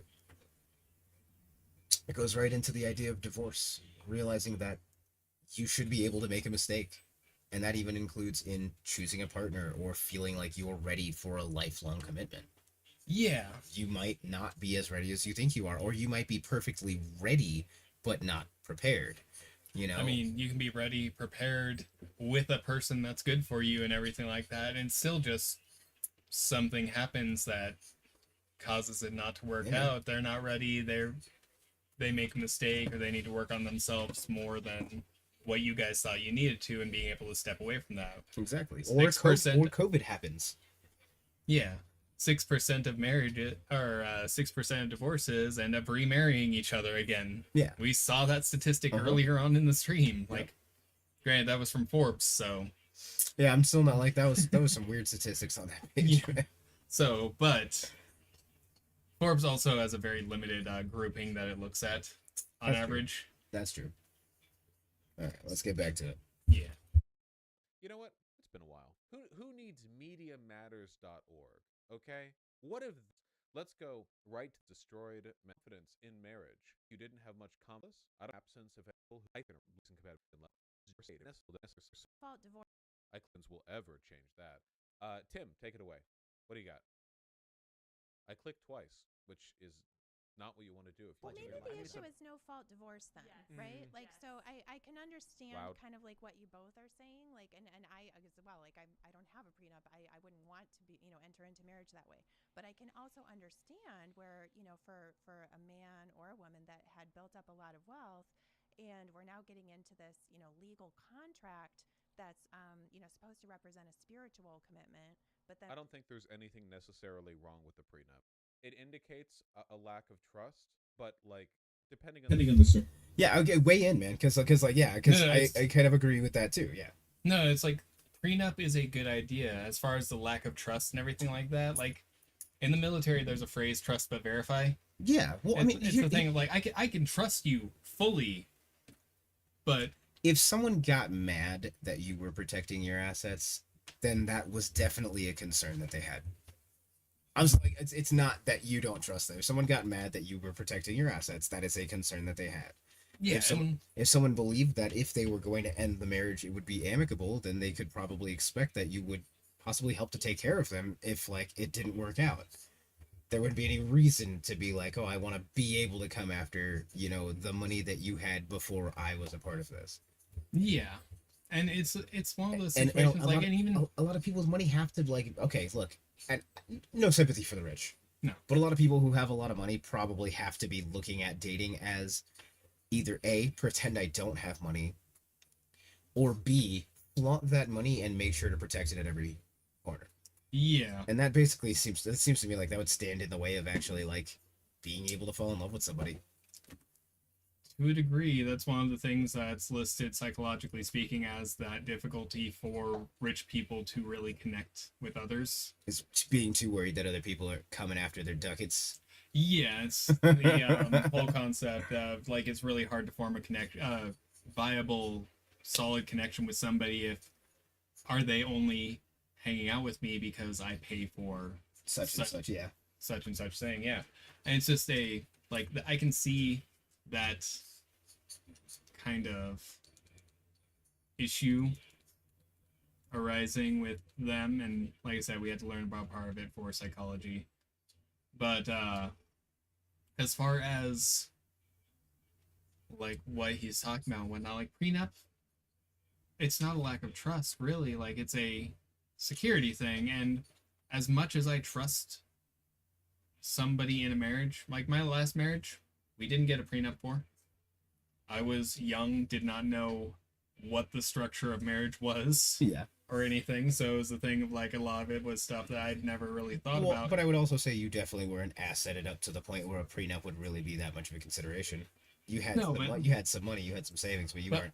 But I also was very fortunate in the fact that when my divorce happened, we had been married for a year at the time, and so it was very clear the things that were mine and the things that were hers. So it was the thing like, take your stuff, I'll take my stuff. This is the list of stuff that we bought while we were together. Most of that stuff I bought for you, so go ahead and take it. Okay, here's a question. If no fault divorce wasn't an option, how would that have if no fault divorce wasn't an option, we would still be married. Well, I don't know about because of how many years it's been since then, but something could have happened, but we would not have gotten divorced at that time. Yeah, and then so like for example, do you feel like this was the best thing that could have happened for your relationship with her? And my relationship with her is a fucking roller coaster. Something possibly best experienced from a distance, if because there's no safety straps on it. Yeah, well, I do my best to keep my distance in that sense, but without being distant, yes. I also try and be present with the financial issues that I've had. You are available without being overbearing. Yeah. Because generally when I'm trying to be actively involved, it just results in more tension. More yelling. Yeah, I was being delicate. I will not be. Well, it's the idea of okay, so like yelling can be considered domestic violence. And yes, sure, it's kind of mutual, but like that tension, at least you guys took an effort to step away from it. It wasn't a good situation for either of you. The reason why I stepped away from it was because it wasn't a good situation for our daughter. Well, of course, but I must say that is because it was not a good situation for you guys. Yeah. Like so, you that might have been that might have been the fallout. I should say that might have been the focal point. Oh my god, the compelling moment, the instigating incident. There we go. Yeah, it's when you notice that, but like it was a result of yeah, but it's just a situation where it's a thing like that, no fault. But like what about how everyone says divorce is bad for the kids? Like, and it super can be. It's. I feel like that's usually when it's like a problem between the parents and they're fighting and using the kids as the weapons. See, that's what I was just about to go on. My parents are divorced. Mm-hmm. And I did not know half the stuff that my biological father did for me or to be a part of my life until I was an adult. I'd gotten out of the military. Not even out of the household, out of the military, and was then told these things because I was at that point in time mature enough to know. That being said, being mature enough to know that my dad was part of my life and he did visitations regularly up until I was 2 years old as an adult, as opposed to the being told growing up as a child how my dad kicked my family out of the house when I was 2 weeks old and forced my mom to move from Arizona to Montana. That's what I grew up with. And then I got told this other story about how he moved to Montana to be close to me as well when I was well into my 20s. Mm-hmm. So I had this image of my dad that turned out to be wrong. So it's just this thing of like, But that's not divorce being bad. I mean, it's That's technically, people's choices and actions being bad in conjunction with divorce. That's not yeah, something divorce did. I got- Divorce wasn't bad for you. The way that you were, the way it was presented to you was bad. yeah. Well, I That's mean, what, I that's, also, what, that's what I was saying is that it can definitely be hard on the kids, but that's generally when the parents are weaponizing the kids. yeah, no, I also got stories growing up about my sister would apparently like hide in the closet when she was left alone with my dad. Mm-hmm. And it's like, come to find out from talking to my sister, because she's 5 years older than me, she was fully aware at those times when that happened. Talking to her about it, it's like, this is a thing that, mom told me, and it's like, oh, no, that didn't happen.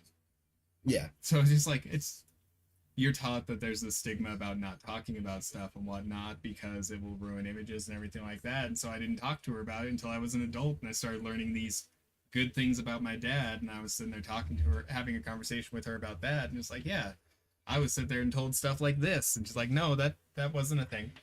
Yeah. It's That's why, like, I had to deal with things very difficult with my son, when we were dealing with our separation and she wasn't around anymore. It was a couple of months before he got it in him to ask, like, so what, why is this happening? Like, and he was coming from the terms of feeling like, as kids do, like, what did I do that made this happen? So I had to find a way to kind of diplomatically sort of point out, like, things between me and your mother were not the way that they should be, without pointing the finger at her or making it seem like she was a terrible person, even if that's how I felt at the moment. yeah, and it's the thing of like, And it was rough, but that's one of those things that's like your responsibility. If you're dealing with kids while you're going through a situation like this, you need to make sure that they realize they're removed from it, that sometimes people's relationships don't work out, and that's not the fault of everyone around them. Yeah, no, one of the current worries that I have, and apparently it has gotten better, but shortly after my ex and I divorced, conversations about children in that situation, our child, Mm-hmm.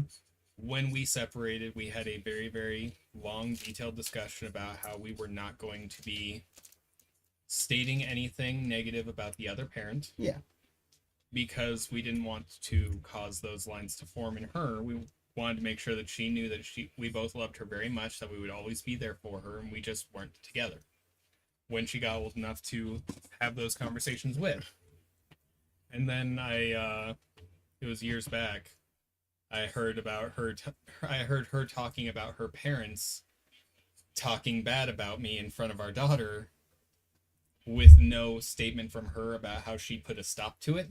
Mm-hmm. And it's like, even if you don't say the stuff, if you're not stopping the conversation, letting somebody say it, then you're kind of still complicit, huh? No. I have recently Wow. had a similar conversation with her where she specifically mentioned how she stopped it.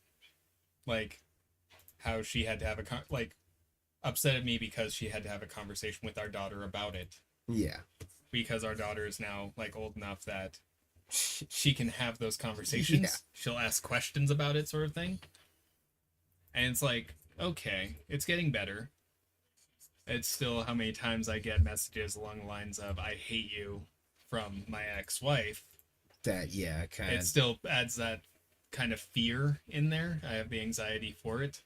But I feel like the line of communication between my daughter and I is not yet severed. Yeah. So I can still be a part in her life if she wants me there. Absolutely. And that's something that's important for me on keeping track of.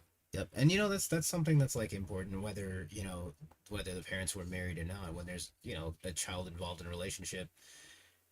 If a parent wants to still be involved in the kid's life and the parent isn't dangerous or harmful to the kid, efforts should be taken. That's always the case. I think that's my personal opinion, because even if the parents can't be together, the child being able to experience both of their parents, being able to understand that love, and being able to learn the lessons that both parents can teach, is pretty invaluable. I mean, like there's reasons why my kid's mom like is still encouraged to see him weekly.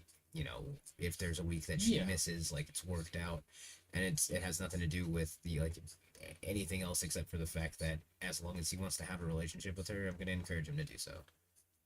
Yeah, I'm hoping that is a thing that is permanent. I'm hoping he always wants to have a relationship with his mom, and you know, when it's in his own hands, that'll be in his own hands. Yeah, I'm currently trying to get more access. There was a situation where my daughter specifically wanted to talk to me, and then for the week after that, I basically got not quite hate mail, but there was a definite tension there that come to find out was because my ex hated the fact that she wanted me in that particular moment. Yeah. And it's like, even though I've established the thing of like, you're living with your mom is the one making the rules for the household that you live in and whatnot. And I will support your mother's rules, provided they're not excessively abusive. Yeah. It's providing you can support them. Which, I mean, even to this day, like, I still love my ex. Well, yeah. But I'm also aware of the fact that as we currently are and as we will likely be in our life, it's not a happy place. The relationship's not going to be something that works. Yeah. There's no situation of stay together for the kids there. It's a thing of like, I love her. I do not regret the fact that I had a child with this person. I appreciate the efforts that she's done to take care of our child, with the fact of me being states away and not being able to take care of her. The reason why I moved was because of a plan that we had put in place that ended up falling through. Otherwise, I would still be where they are right now. But the situation around it and whatnot, like, I still care for her. I still love her. She's still an important part of my life. Not just for the fact of, you know, raising our daughter, but a lot of habits and whatnot that I have now were established when she and I were together, and they have benefited me greatly. I've grown a lot from my relationship with her. Yeah. All this to say, largely, that like divorce can allow people to still be able to say these sort of things about someone with whom they have had some of the worst arguments of all time. Yeah, well, I mean, she is also currently one of a handful of people who have, we'll say, hit a private area. Giggity. Yeah. Well, not giggity. Anti-giggity. They are all. Giggity. Aw. They are Where's all. my fucking vape juice? Can you see if it's around the table? That's his vape juice. Talking about this guy? Yes, thank you. Yeah, I saw it there earlier. But, you know, she is the first person that I legitimately lost control of my temper with, not taking any action against her. It's the first time that I ever... You're making me so mad. Well, so the situation was, is I got really upset at the conversation that we were having at the time, and resulted in me punching the fridge. And it was the first time I'd ever lashed out like that, because of the major emotions I just was not used to dealing with. Yeah. That came through, which is, by all means, not a healthy way to express those. No, yeah, guys. And I've taken effort. We do not condone such behavior. You know, lashing out like that definitely is common, and it can be a momentary burst of getting that energy out. But like it, in a lot of situations, can be considered abuse. Here in Colorado, such things are considered DV. Like punching walls and stuff is still like considered intimidation, and therefore part of domestic violence. Yeah, in situations like that, and I've taken, you know, steps in my personality and whatnot, and exposing myself to various emotions to prevent myself from losing control like that again. But she is also... Therapy is important. God damn it. You did that. That was you. That is... Fucking quiet on set. It's actually quite quiet here. Yeah. I'm just being a dick. Oh god, it's bright white. Why? Stop. But it's Stop. like, Thank you. she is one of the few people that's actually been able to get those kinds of emotions out of me as well. And I don't feel like, to a degree, if I didn't love her as much as I did, I wouldn't be in touch with those emotions like that. So it's saying, like, I still love her and whatnot, but it is absolutely clear the relationship will not work. And the fact that no-fault divorce exists where somebody does not need a domestic violence charge. Exactly. It stops things before they can potentially get to that point when you realize, like, wow, I am out of my depth. Yeah. I thought, oh, I shouldn't have thought. I should have thought of thunk. I thought I had better control. It's a thing, man. Dude, and like, you know, being look, able to step away before you lose control, because everyone has their yeah, breaking dude, point. losing tempers happens.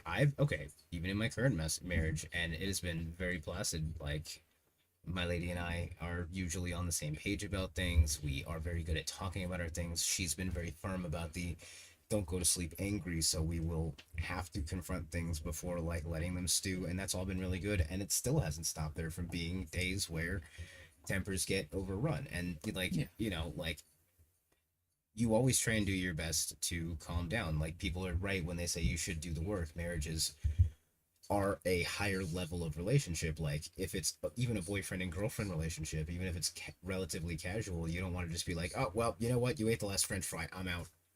Yeah, no, like, there's But it, like, when you're together for longer, whether you're married or not, tensions can get way higher. Things can get set off of conversations that have happened over the course of weeks, and then it just explodes one day.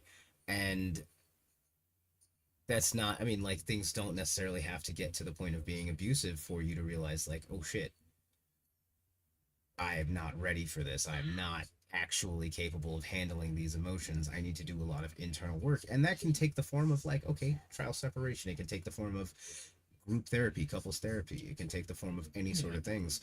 But a lot of times, like, if you're really not even capable or prepared to do the work, maybe stepping back entirely is a reasonable thing, and it's definitely an option people should have. yeah. And Let's hear what these people have. We're so far off the topic, like, why we stopped this. Let's see what the fuck they're actually talking about. I have no idea. last thing that Circumstances, I it's think. an acceptable thing to do. Sometimes it's done out of paranoia and fear or whatever, but I don't think it's necessarily bad. We're making it a legal contract, and part of that legal contract isn't structured around a lifelong agreement like it used to be, because we got rid of because now we have no fault divorce. So I could understand getting rid of no fault divorce. I agree. Yeah. Well, and I think also, sorry, just the courts are heavily biased in favor of women. Yeah. To an insane. This is not true. It used to be the case. Family courts have long been biased in favor of women because people like Tim Pool have said that women are naturally better child raisers, which means that naturally, when family courts are deciding where the kids would go, they would go to the women.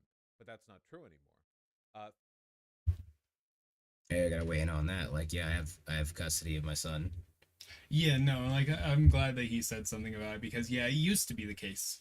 Back Well, in the and 90s, it was the case. In some states, it still pretty much is. I mean, like, down south in a lot of those states, like, they say that it's different, but, like, the case numbers actually still don't pull out that it's not 90% of the time the mother who is with the children. And a lot of times that's because the father doesn't push hard for it or even want to have them, and the judge is going to see that lack of interest and be like, okay, but, like, it still happens. Yeah, no, and there's a brain do the brain things. In the South, even, where it's still prevalent that there is a misogynistic bias of women getting the kids, there are still circumstances where they'll show, and you'll oftentimes see, and sometimes it's very drastic circumstances. Well, see, that's the whole thing. Is the idea is that if the mother is clearly unfit, then it would be that way. But, like, the idea that if the father wants custody and the mother wants custody and the mother doesn't want father to have custody and the father's not unfit, there were still a lot of cases, as far as I know, there still are a lot of cases where the father has extremely limited or no custody, but that is getting better. It's not anywhere near equal. Like, Vaush makes it seem like it's not an issue anymore, and buddy, I don't agree with you. It's still, but it is improving. It is definitely improving. It's improving. The number of cases where it's situations where the mother is clearly unfit, the father is the right choice, and they still give custody to the mother, have drastically decreased. That's true. Like I said, they're in what, like single digits, if not 1 I'd, and 2 I'd, percentages. I'd give that around the 90s, and like CPS and DFACS and other similar organizations taking more of an active role in situations like that. But I mean, the idea is it's not so much if in the extreme case of the mother being bad, does the father get it? It's worse the idea that in the situation where neither of the parents is anywhere near unfit, that it still would be such a disparity. Yeah, It's you don't look at just the extremes for that case. You got to look at the general, and in the general case, like, yeah, there's still, I think, and you know what? I'll probably have to look up some new numbers because the last time I was looking at this, I was getting divorced. So it's, and by the way, guys, I want to go ahead and point out, like, people who get into like MRAs, like the men's health organizations and all that shit, all the men's rights guys, like a lot of dudes. Okay, a lot of dudes get into that during divorce, especially if the divorce is contentious, especially if there were kids involved that the father isn't allowed to see, or if there's a lot of money passing hands due to alimony, or if the husband felt incredibly wronged only to be faced with being asked for a divorce. Now, mind you, I say husband feels incredibly wronged. I gotta say, in a lot of these cases, the dudes are probably just blowing smoke out of their ass. But a lot of people during that situation end up falling into the MRA groups because one of the ways they hook you is by talking about divorce court and how it's weighed against you. And that being the first way to say, and that's why women actually have it way better than men, and feminism is a lie and they're fucking you over. And like, I'm not a feminist, but like, again, a lot of these things pool into the whole toxic masculinity thing, because another talking point that I've seen before of people trying to kind of bridge this sort of thing is the anecdotal scenario of the woman cheating and the guy being asked what he did to fuck it up. Yeah, well, but and I mean, I've seen that in every relationship dynamic and structure. Yeah, no, and it's just the thing of like, oh, okay, but like I've definitely seen men do that to women, women do that to men. I've seen some of my male friends do that to their male partners, and okay. I feel bad to say this, but I've known I've known many actually single lesbians. I've only known one lesbian couple, and they definitely did that to each other. It's a thing that just people do because people are shitty a lot of the time. Yeah, it's the whole mentality sort of thing. But I attribute that specific like shaming of what did you do wrong to cause this to a toxic masculinity mindset as well. Sure, but I mean, let's say when it comes to R-word situations, when it comes to the grapings and all that, like, the same sort of blaming on like victim blaming goes both ways, man. Yeah, victim blaming and victim shaming. But it's terrible and fucking it's not fair. But okay, this fucking dick. I just listen to this douchebag. Family courts now actually rule equally often in favor of okay, Vaush is kind of a douchebag, but that's not who I was calling a douchebag. Men and women, but men are far more likely to say they don't want to keep the kids. So the kids are far more likely to go to the women because the men want them to. The bias used to exist, but no longer. Now it's just men being kind of shitty. So yeah, that's not good. Same degree, especially with children and men. Well, it's funny because we live in this culture where no-fault divorce is the law. Why does this guy look like Harry Potter to me? Is anyone else seeing that? Okay, I know it's like a long shot, and I can't see chat, so I don't know if you're agreeing with me or not. Does anyone else think he looks a little bit like Daniel Radcliffe? Like just a teeny bit? Of the land, and people will say things like, well, look how often marriage ends in divorce. How could you ever be in favor of social structures which disincentivize that or would, dissuade people from getting divorced? But I think what people often miss is if young folks know they're in an environment where divorce is not an option, I firmly believe they're going to be more careful about who they choose to marry.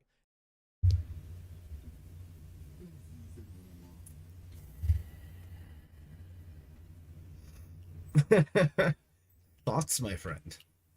1 second. If young people are in a situation, they're in an environment where divorce is not an option, he thinks that they will be more likely to make better choices, I guess, essentially, he said. I think they're more likely to not get married. No, it's... we ran that experiment for 70 fucking years. Mhm. The problem is that from a psychological perspective, you have to take into account also the outside influences. When you're sitting there and surrounded by rom-coms specifically geared towards the concept of marriage, when you're surrounded by a society that marriage is the ideal, that husband, wife, white picket fence, the nuclear You say family. that, but I've seen so many of them recently where, like, for whatever reason, right? Like, cheating isn't punished or is even glamorized. Yeah, no, in situations like that, where the societal pressure, however, is like that marriage ideal, that marriage concept, or that relationship concept, and what's the highest form of showing that you're in a relationship with somebody? Well, that's marriage, according to De Beers and all the other wedding fucking marketing that's out there and everything like that, which is just pressing this stuff on all that more. Like, yes, if you know you can't get out of the marriage, that can make you more cognizant of who you're marrying to a degree. I just think it's going to make you more likely to not get married. When you have all of these pressures pushing on you that marriage is something you have to do, and specifically marriage before you're 25. Well, let me put it to you like this. You joined the military. Yeah. You knew full well that eventually you could stop militarying. Yeah. How would it change your decision if you knew that if you joined the military, you had to stay in the military for the rest of your life? I probably would have still gone because of college. College that you would not have been able to use for any purpose outside of the military because you are stuck in the military for life. I mean, wait, you gonna defect? You're abandoning your marriage, is what I'm saying. Like, see, no, it was a thing of like the whole reason why I joined was college and job security. College and job security, cool. But you I would have hated a lot of that job and definitely would not have wanted to do that job your whole life, but you've signed up to a place where you don't even get to choose to change that. You can ask, and after many forms get passed around to many people, they can tell you to fuck off. Yeah, no, in a situation like that. That's what I'm saying is, would you have, knowing that, would you have chosen to sign into the military forever? Because at that point, the college doesn't matter. That's just training. That's not even college because it's only teaching you to do the thing you're there to do. Yeah. No, so that's like getting married for a tax break to someone you hate. I've seen that too. Yes, I know, I have too, and it's fucking how often does that go well? Yeah, but no, it's just that situation of the like,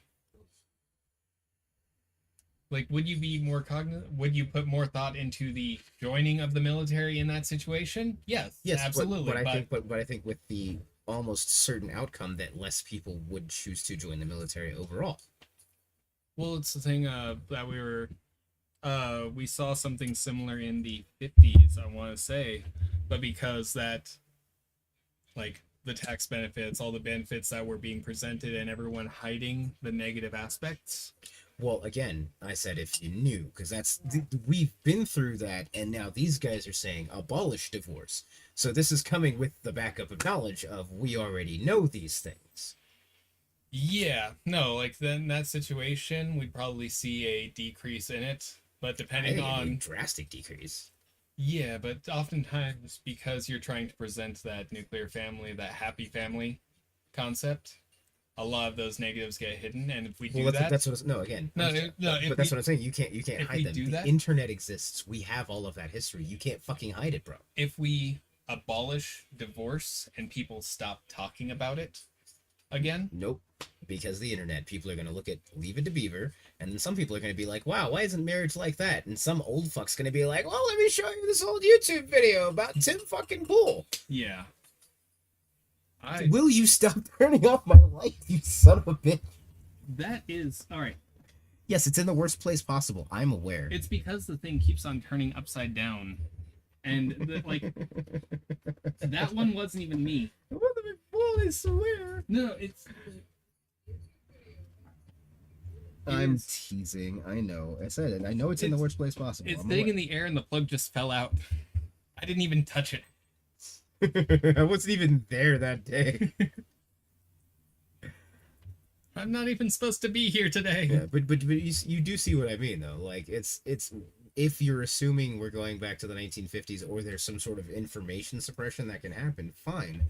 But like, this is a law that will be talked about largely on the internet. It's not just going to fade into obscurity.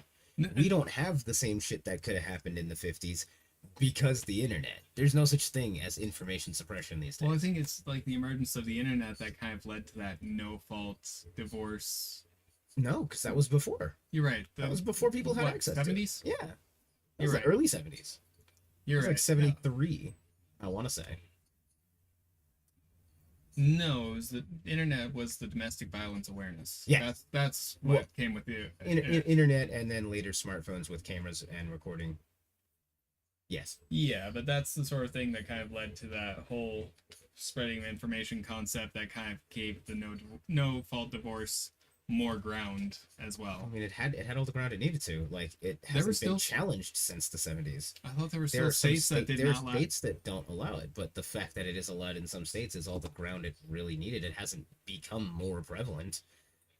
As far as I know, it's pretty much allowed in the same states that allowed it. Texas being one of them, by the way. So, like, it's not like just all hardline conservative states said no. Yeah.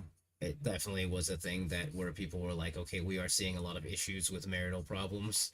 That they were like, maybe we should let the pressure off a little bit. And like, yeah, but like, yeah, the idea of first of all, he said if divorce was not an option, so we're not even talking about no fault.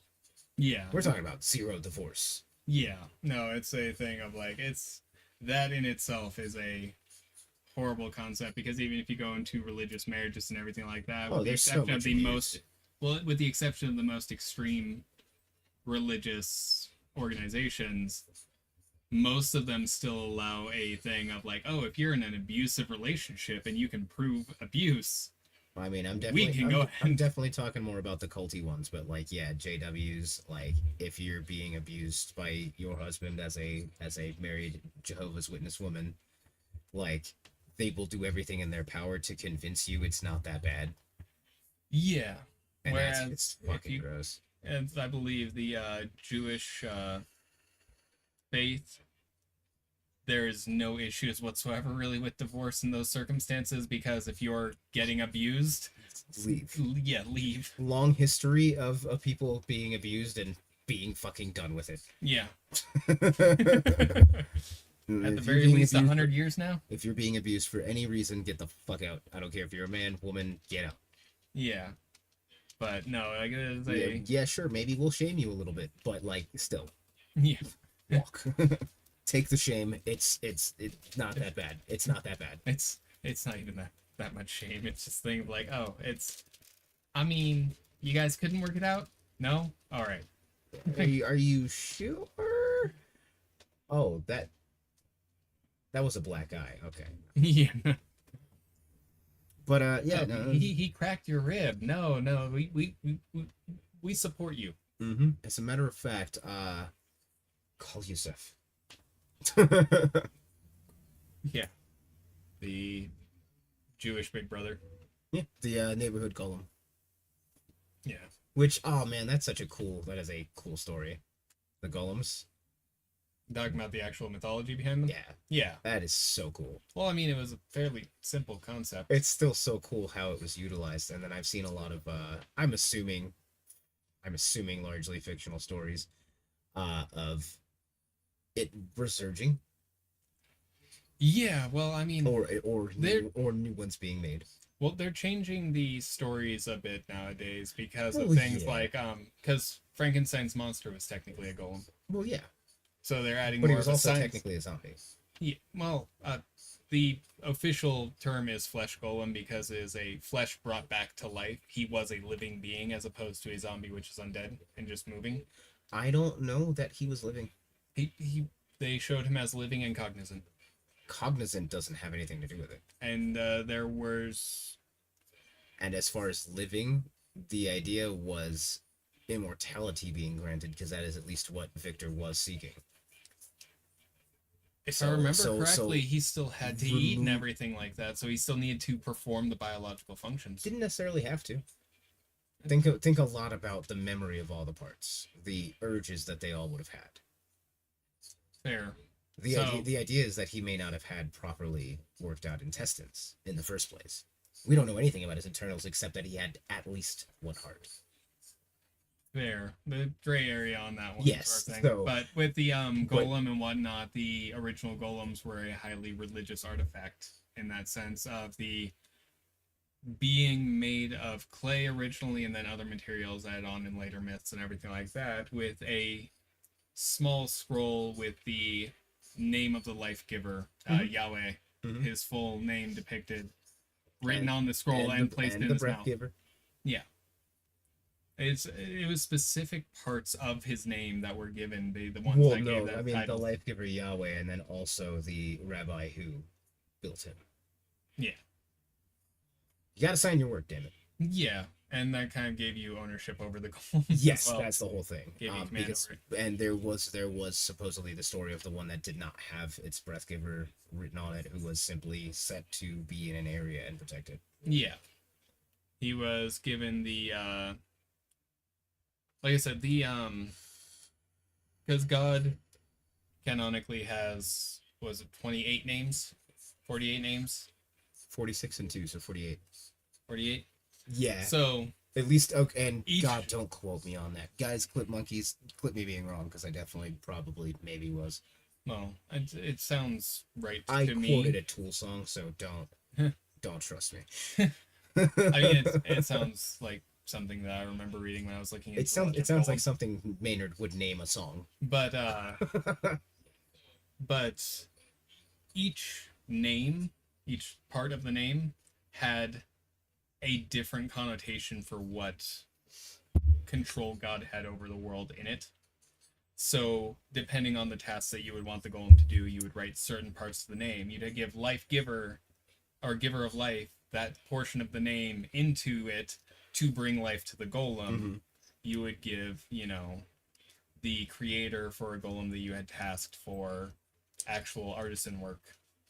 If you had protection work, you would have, the protector portion of the name written on the scroll, but you would give the portions of the name, and that would give the divine blessing onto the golem. Yep. This is all from memory, so if we're wrong about any of this, don't at me. There's also a few different legends about it. But actually, I take that back. If I'm wrong about this, tell me in the comments. Yeah, it'd be better to know. At me, in fact.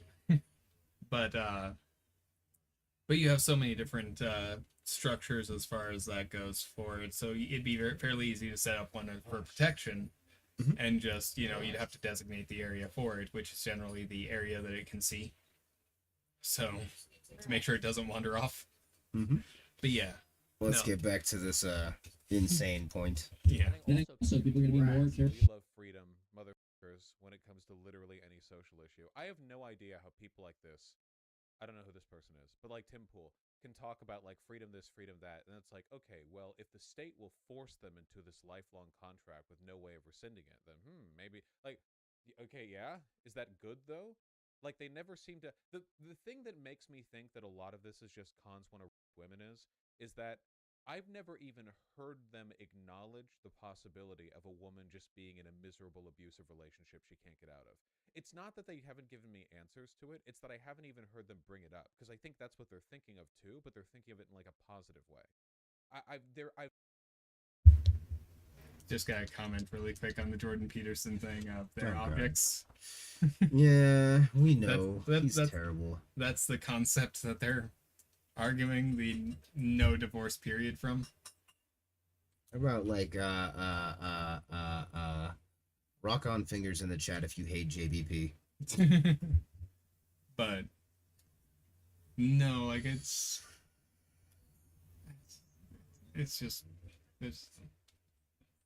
he keeps interrupting at the same points that I would want to as well, so I mean, with a lot of the same concepts. Like Esther, when it comes to Vaush, there's ideologically a lot similar. But it's just like the statement of like the freedom and whatnot. I was commenting on that earlier. Is like, oh, we're free to do this now. Yep. So we're going to. I've never heard a con be like, listen, I think no-fault divorce has been really destructive. I know that a lot of women suffer under like abusive relationships, and I do think there are ways to legally structure things so that that can be considered a fault in a no-fault like relationship. But that just doesn't come up, right? Steven Crowder was just talking about how he wants his his wife to be forced by the state to stay with him. He said it like 4 times in a row. But like, okay, so like any abuse? What about infidelity, right? Like what crosses the line?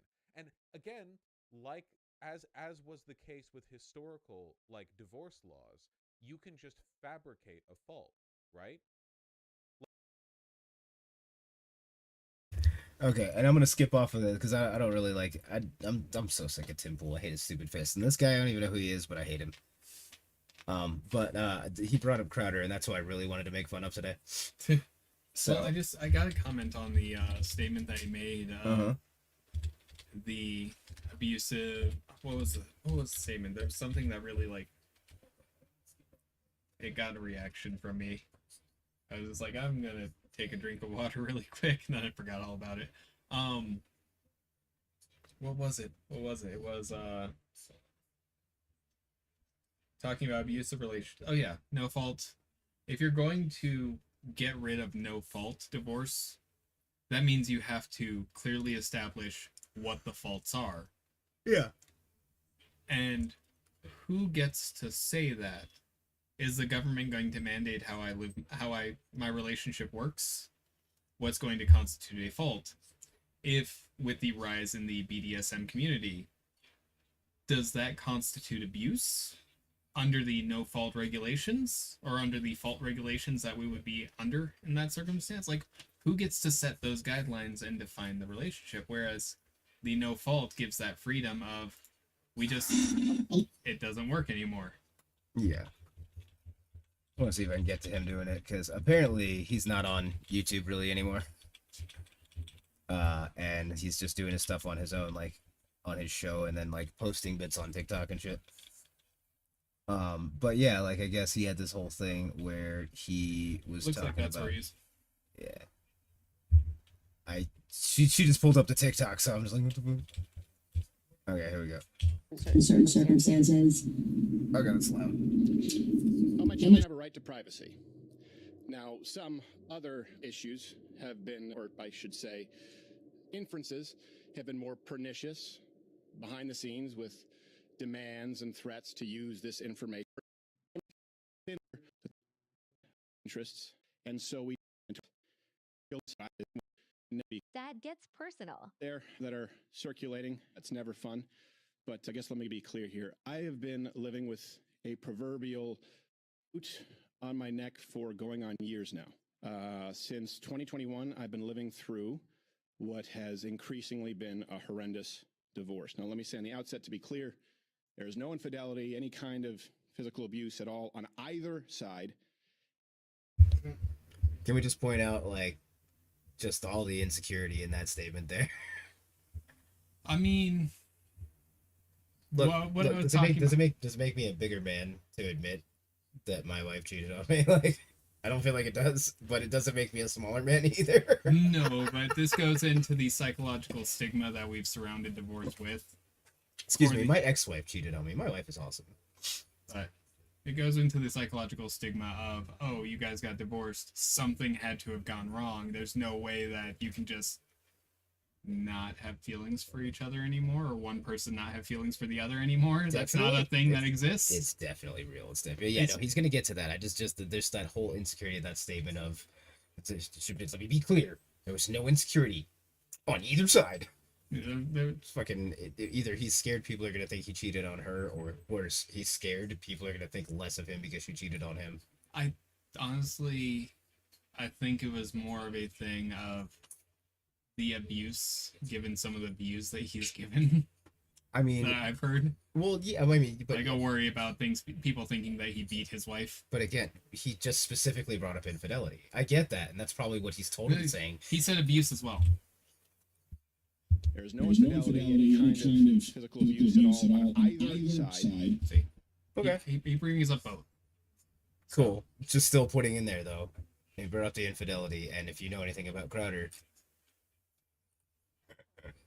Yeah, no, the way that he said it just now, me paying attention to it, the infidelity is more of the concern in his mind. Yeah, and then he threw in the physical abuse in there kind of almost as an afterthought, I felt. That's why I almost didn't even it didn't really register, because Yeah. He just threw it in there just to like also this. Yeah. I think it was more of to generalize the statement as opposed to specify. Yeah. Yes. So, exactly. Yeah. And no, this was not my choice. My then wife decided that she didn't want to be married anymore. And in the state of Texas, that is completely permitted. Her face. Yes, her face right there is exactly the first time I heard it. I was like, damn, bro, really? You just throwing it down like that? She just shouldn't be allowed to divorce you? She doesn't want to be with you? Fucking for real? That's where you're going with this. That's how you're going with this. Yep. I don't even know Cat Black, man, but that face is just, that's it. I don't care. Like, that should be the thumbnail, but it's not. But yeah, so like that was the one thing that he said in specific that just really hit me, like, bro, so you really just think that if somebody doesn't want to be in a relationship with you, but you happen to have married that person, that's just, if you don't agree with it, that's just it? Like I said, that they need to find some reason that the courts should allow them, like, it can't just be because, like, I don't fucking like him. Because that was one of the things I was telling my ex-wife is like, no, if this just isn't working for you, fucking tell me about it, dude. Yeah. Like, it could be over. You know, there's no need for all of this other shit to happen. You could just be like, and I could be like, well, shit, it was a good run. Yeah, no, it's a mentality, it's a thinking process that it goes back to that treating women as objects thing. Oh yeah, no, definitely. No, it definitely is. That's 100%. That's why I wanted him in particular, because he tries so hard to like, well, it's not. But like, it came out like one of the things, for example, was him like insistently smoking cigars around her while she was pregnant with their twins or whatever. And like, that's, I mean, like, I can understand if you're just looking at like, wow, I thought you were a very different person, but like, here I am in this situation, and this is how you're acting. Yeah. You're not the person I thought you were. Yeah, no, when my ex was pregnant with our daughter, sorry, my back. When my ex was pregnant with our daughter, at the time I smoked. I smoked heavily. I was a pack and a half a day smoker. I switched over to vaping and only vaped outside when she did that because it would upset her asthma, and asthma can affect the pregnancy. Absolutely. I also, out of respect for her, I cut down drastically when she and I started living together. My smoking went down from a pack and a half a day to half a pack a day. Yeah, man. And I only smoked at work. I didn't smoke at home. Well, see, and that's that whole thing. If marriage is supposed to be this lifelong commitment, then people like Crowder should understand that that's going to come with compromise and changes to your life, because you need to be able to adapt to this person's needs throughout a lifetime, which is a really long fucking time. Yeah. You're not going to be able to just do all the things you want to and indulge yourself the way that you want to. You need to be able to work that out with your partner. It needs to work with your partner. If it doesn't work. Yeah. Anyways, if your back is dying, we can go ahead and cut it. We've gone deeper than 2 hours. We don't have to do 8 hours every time. Well, we can at least finish the Crowder stuff and whatnot. It's just this is a 30-minute video. I just wanted to find this. This is the cleanest one I could find of just him saying that one thing. He goes on to say further things about, like, you know, his dissatisfaction with the idea, but it's literally just like that one state. Like, bro, you're famous and you do this for a living. You have to understand, if you say that, that is now your stance publicly. Everything that I've said today, that's my stance publicly. Yeah. So, like, you have to make sure that what you say, you're going to definitely be able to stand behind. And if it's something like that, like, think real hard before you stand behind that. Yeah, unfortunately, a lot of people don't think. Yeah. But yeah, I don't want to hurt your back anymore. And we sat here for like a solid hour and a half before even starting. Yeah. So, like, we've done the 5-hour streams and whatnot. It's like, I don't want to punk out, but yeah, no, my back. Well, you know what? Next week we'll drag at least 4 out of you. All right. But yeah, no. So that's statements on divorce. I think I've said everything I really want to about it. Like, I do think it's reasonable. I think people who think it's not reasonable are insane people. And I'm not gonna make this a right or a left thing, because I know lots of religious people on the left and a lot of socially conservative people on the left. That my parents, for example, who are still together even though their relationship has not always been what I would consider to be a viable one. Not my decision to make, but like, as a person raised in it for the sake of the kids, there were definitely times it would have been better.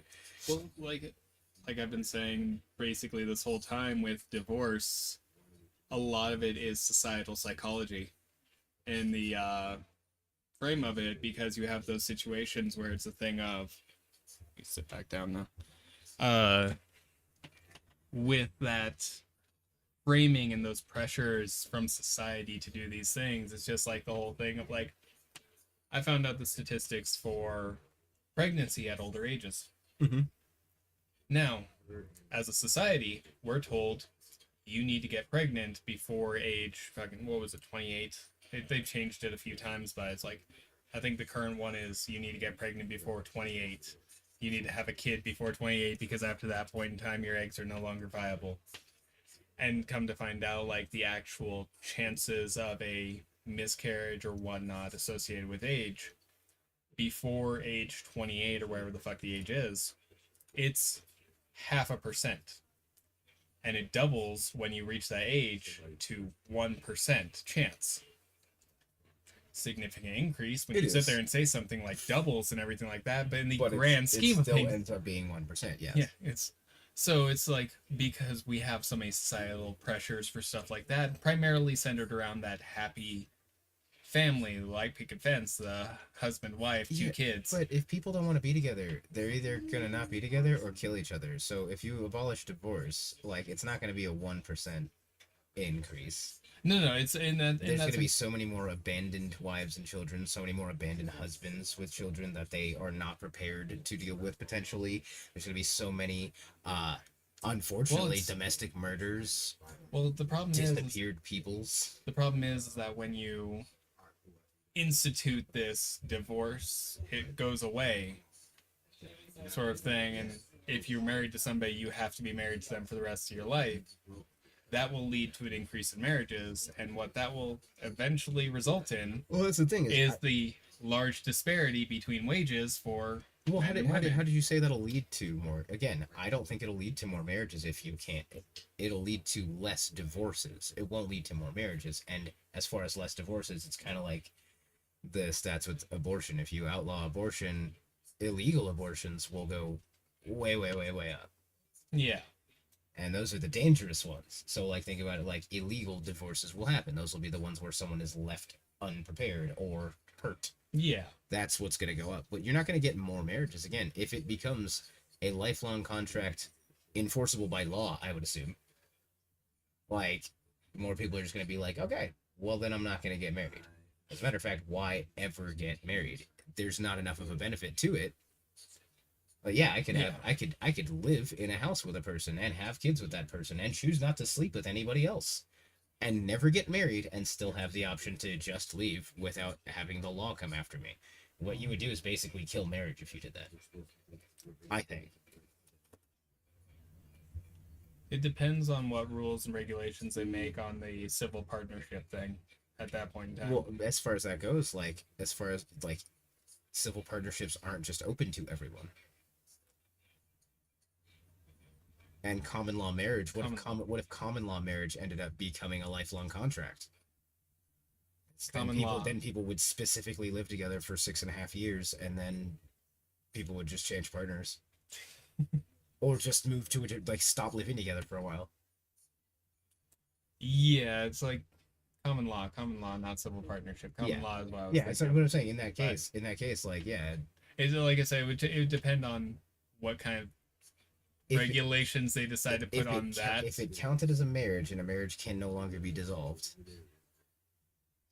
all you would do is put a time limit on people living together. And 7 years is not long enough to raise kids.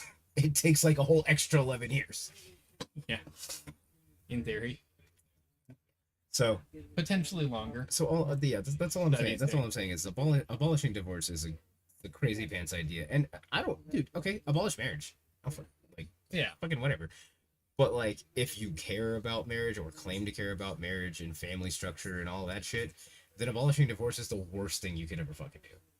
Well, I mean, it's the I feel like it's coming from the same people that are sitting there with the argument of freedom of religion is good, freedom of religion is great, especially if you all worship my religion. Oh yeah, absolutely. The religious right is seeming to, but like I said, there's the socially conservative left that also, or the religious left that still say, well, but marriage is supposed to be a divine and spiritual contract. Even that chick who's on Tim Pool, who I assume is maybe debating them, like, she said, like, if it's supposed to be this spiritual contract, and like that's the whole thing is effectively marriage is a legal contract. If you receive governmental benefits from marriage, it is a legal contract. Well, as far as that goes, if it is a recognized marriage in America, then you do. Yeah, and that's... if it is a legal marriage, then and the spiritual aspect really doesn't have anything to do with getting married, and has everything to do with the connection you have with that person. Well, it's the thing of like, the reason why I make that distinction very specifically is because I know people who have gone through a hand binding and didn't care about the legal benefits, so they didn't fill out the legal portion of it and didn't get the tax irrelevant benefits. to this conversation, though, because it's only insofar as where the government has... Yeah, but it's the concept of that, like... Here's the whole thing is you can say hand fasting, all that shit, but you could literally have the same connection with somebody without fasting your hands to them or doing a ceremony. Yeah. That doesn't change the concept of whether or not legal divorce would be a thing. Because whether you hand fast, it's like the state doesn't recognize that. So California does. Only if you put in for a marriage license. Yeah, no, and that's the thing. Because in California, the ceremony doesn't fucking matter. That's what I'm saying. The hand fasting's not a goddamn marriage. Yeah, no, it's the filing of the paperwork. That's why I'm making that distinction of the the spiritual and whatnot. Well, that's what I'm saying. That doesn't matter. I mean, it's the legal. I don't get the point that you're making, because it's exactly what I said. Don't say the same thing I said different. I will, damn it. No, fuck you. It's my show. Here.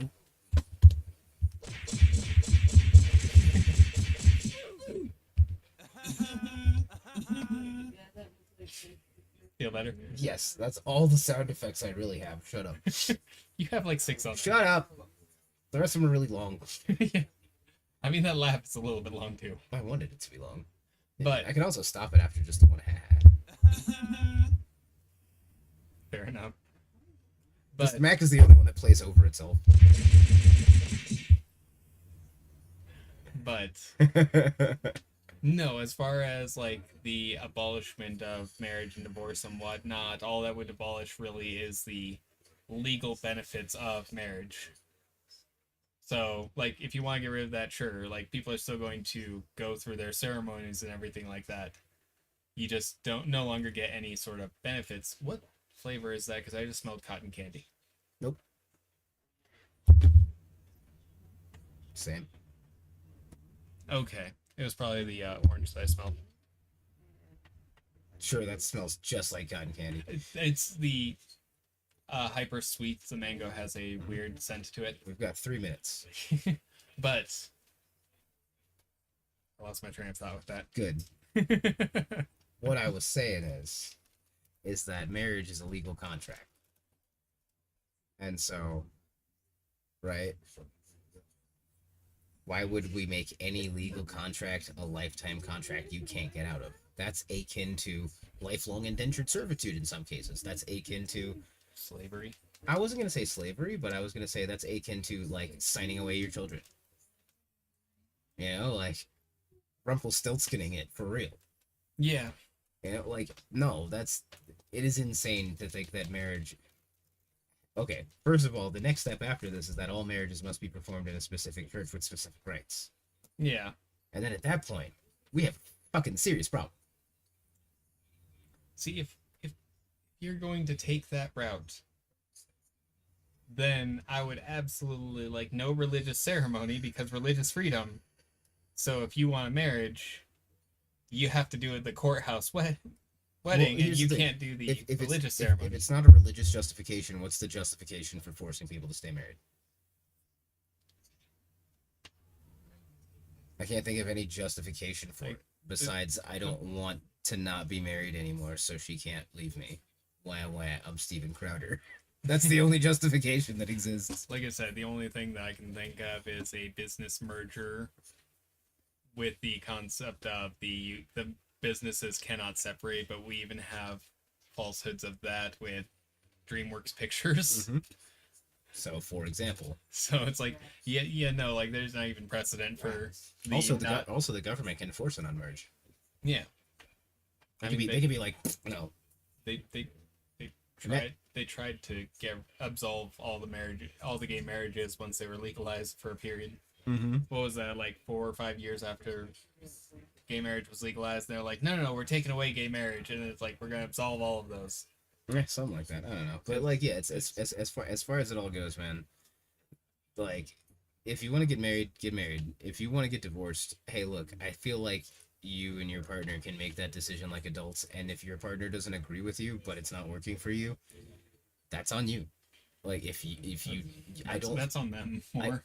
Well, not really, because it's a decision you're making. Well, if they want to separate and you feel like it's not working and whatnot, and they can't handle that, I should say the decision is on you. Yeah, decision is on. Because like at the end of the day, like, okay, I have this whole thing, like, okay, let's bring up cheating again. If you can't not cheat, end the relationship. If you can't believe they're not cheating, end the relationship. If they can't believe you're not cheating, end the relationship. Well, it's I mean, with all that stuff, with that, it's like, even if it's just a thing of like, if you feel like they're not putting the right amount of effort into it, then you should have a conversation with them about it and whatnot. But if nothing changes, to a degree, nothing's going to change. Like, yeah, I mean, give it some time, make it more than one thing. But I mean, like, everyone has their own breaking points, and if you've reached it, it's better to reassess your situation, I think. Like, because at the end of the day, everyone does, I think, deserve, if they're going to be in a relationship, to be in the one that they want to be. That doesn't mean to be with the specific person they want to be with, but they do deserve, any human deserves to be treated with dignity and respect. Yeah, and dignity and respect is defined different by each of us. Yeah, and there's like I said, you worded it really well with the should be with somebody who treats them how they want to be treated. And that's a point that I've made with a lot of people, as well as the whole thing of like, if you have a specific way that you feel you need to be treated and you're compromising on that, chances are that's not a good relationship, because there is somebody out there that will treat you exactly how you want to be treated. Yeah, hell, in some cases, many somebodies. Yeah. Or many somebodies who can fulfill a certain part of the miasma of humanity that you wish to experience. Yeah. What are we currently sitting with? Fucking 6.8 trillion people on the planet? Jesus. Something like that? It's a lot of fucking people. Yeah. There's a lot of options, and everyone's different. Something that we said earlier on. I'm not like other girls. Like, everyone is different. Everyone is unique. If this person isn't treating you exactly how you think you want to be, that person over there might. You don't know. Don't lock yourself into this thing. Don't get rid of the option to walk away if you're not satisfied, because not everyone's going to be satisfied. And of course, you're going to have the people, abusive people who are sitting there, and as horrible as it is to state, it also fits into the, unfortunately, example of your abusive tendencies are not being accepted by this person. Don't lock them in there, because there's somebody that's their kink, and they'll actually enjoy doing that stuff for you. I'm gonna stand against that. I'm not gonna encourage abusive people to get into the kink lifestyle. There's already a big enough problem with that. Yeah, I know you mean well. It's kink is not an outlet for abuse. No, and there's you absolutely should, if you are abusive specifically, get therapy. Get therapy. Get fucking therapy. Get help. Go get fucking therapy. But I'm just saying, like, if this is something that's like, oh, I have an aggressive tendency, like, don't beat somebody. That's not a thing. But I would say the same thing. Like, if you have anger problems, don't go learn how to box. Don't go do combat sports. Don't go start bar brawls. Like, go talk to somebody. Yeah, find out why you're angry. Get to the root of it and see if there's something you can do about it. Yeah, but there is a certain amount of physical exertion that is a healthy outlet. Yeah. And if that's something that the person you're in a relationship with is not into, don't force them into it. Of course not. Find somebody who is into that sort of thing. Don't 50 Shades of Grey that shit. Yeah, that's one. But no, it's just a thing of like, imagine unintentionally writing an anti-abuse handbook. Hey guys, this is everything to not do. This. That's bad. Don't do that. I just wish she'd actually Turn said, to hey, page that's 2. bad. Holy shit, they did that. Yeah, no. But anyways, guys, we're gonna go ahead and call it here because it's on some weird stuff now. We just brought up that fucking book again. So I will talk to you guys in the next show. It'll probably be on Twitch. I'll probably be doing game streaming. And yeah. Hope this was a good show. Yeah. Bye.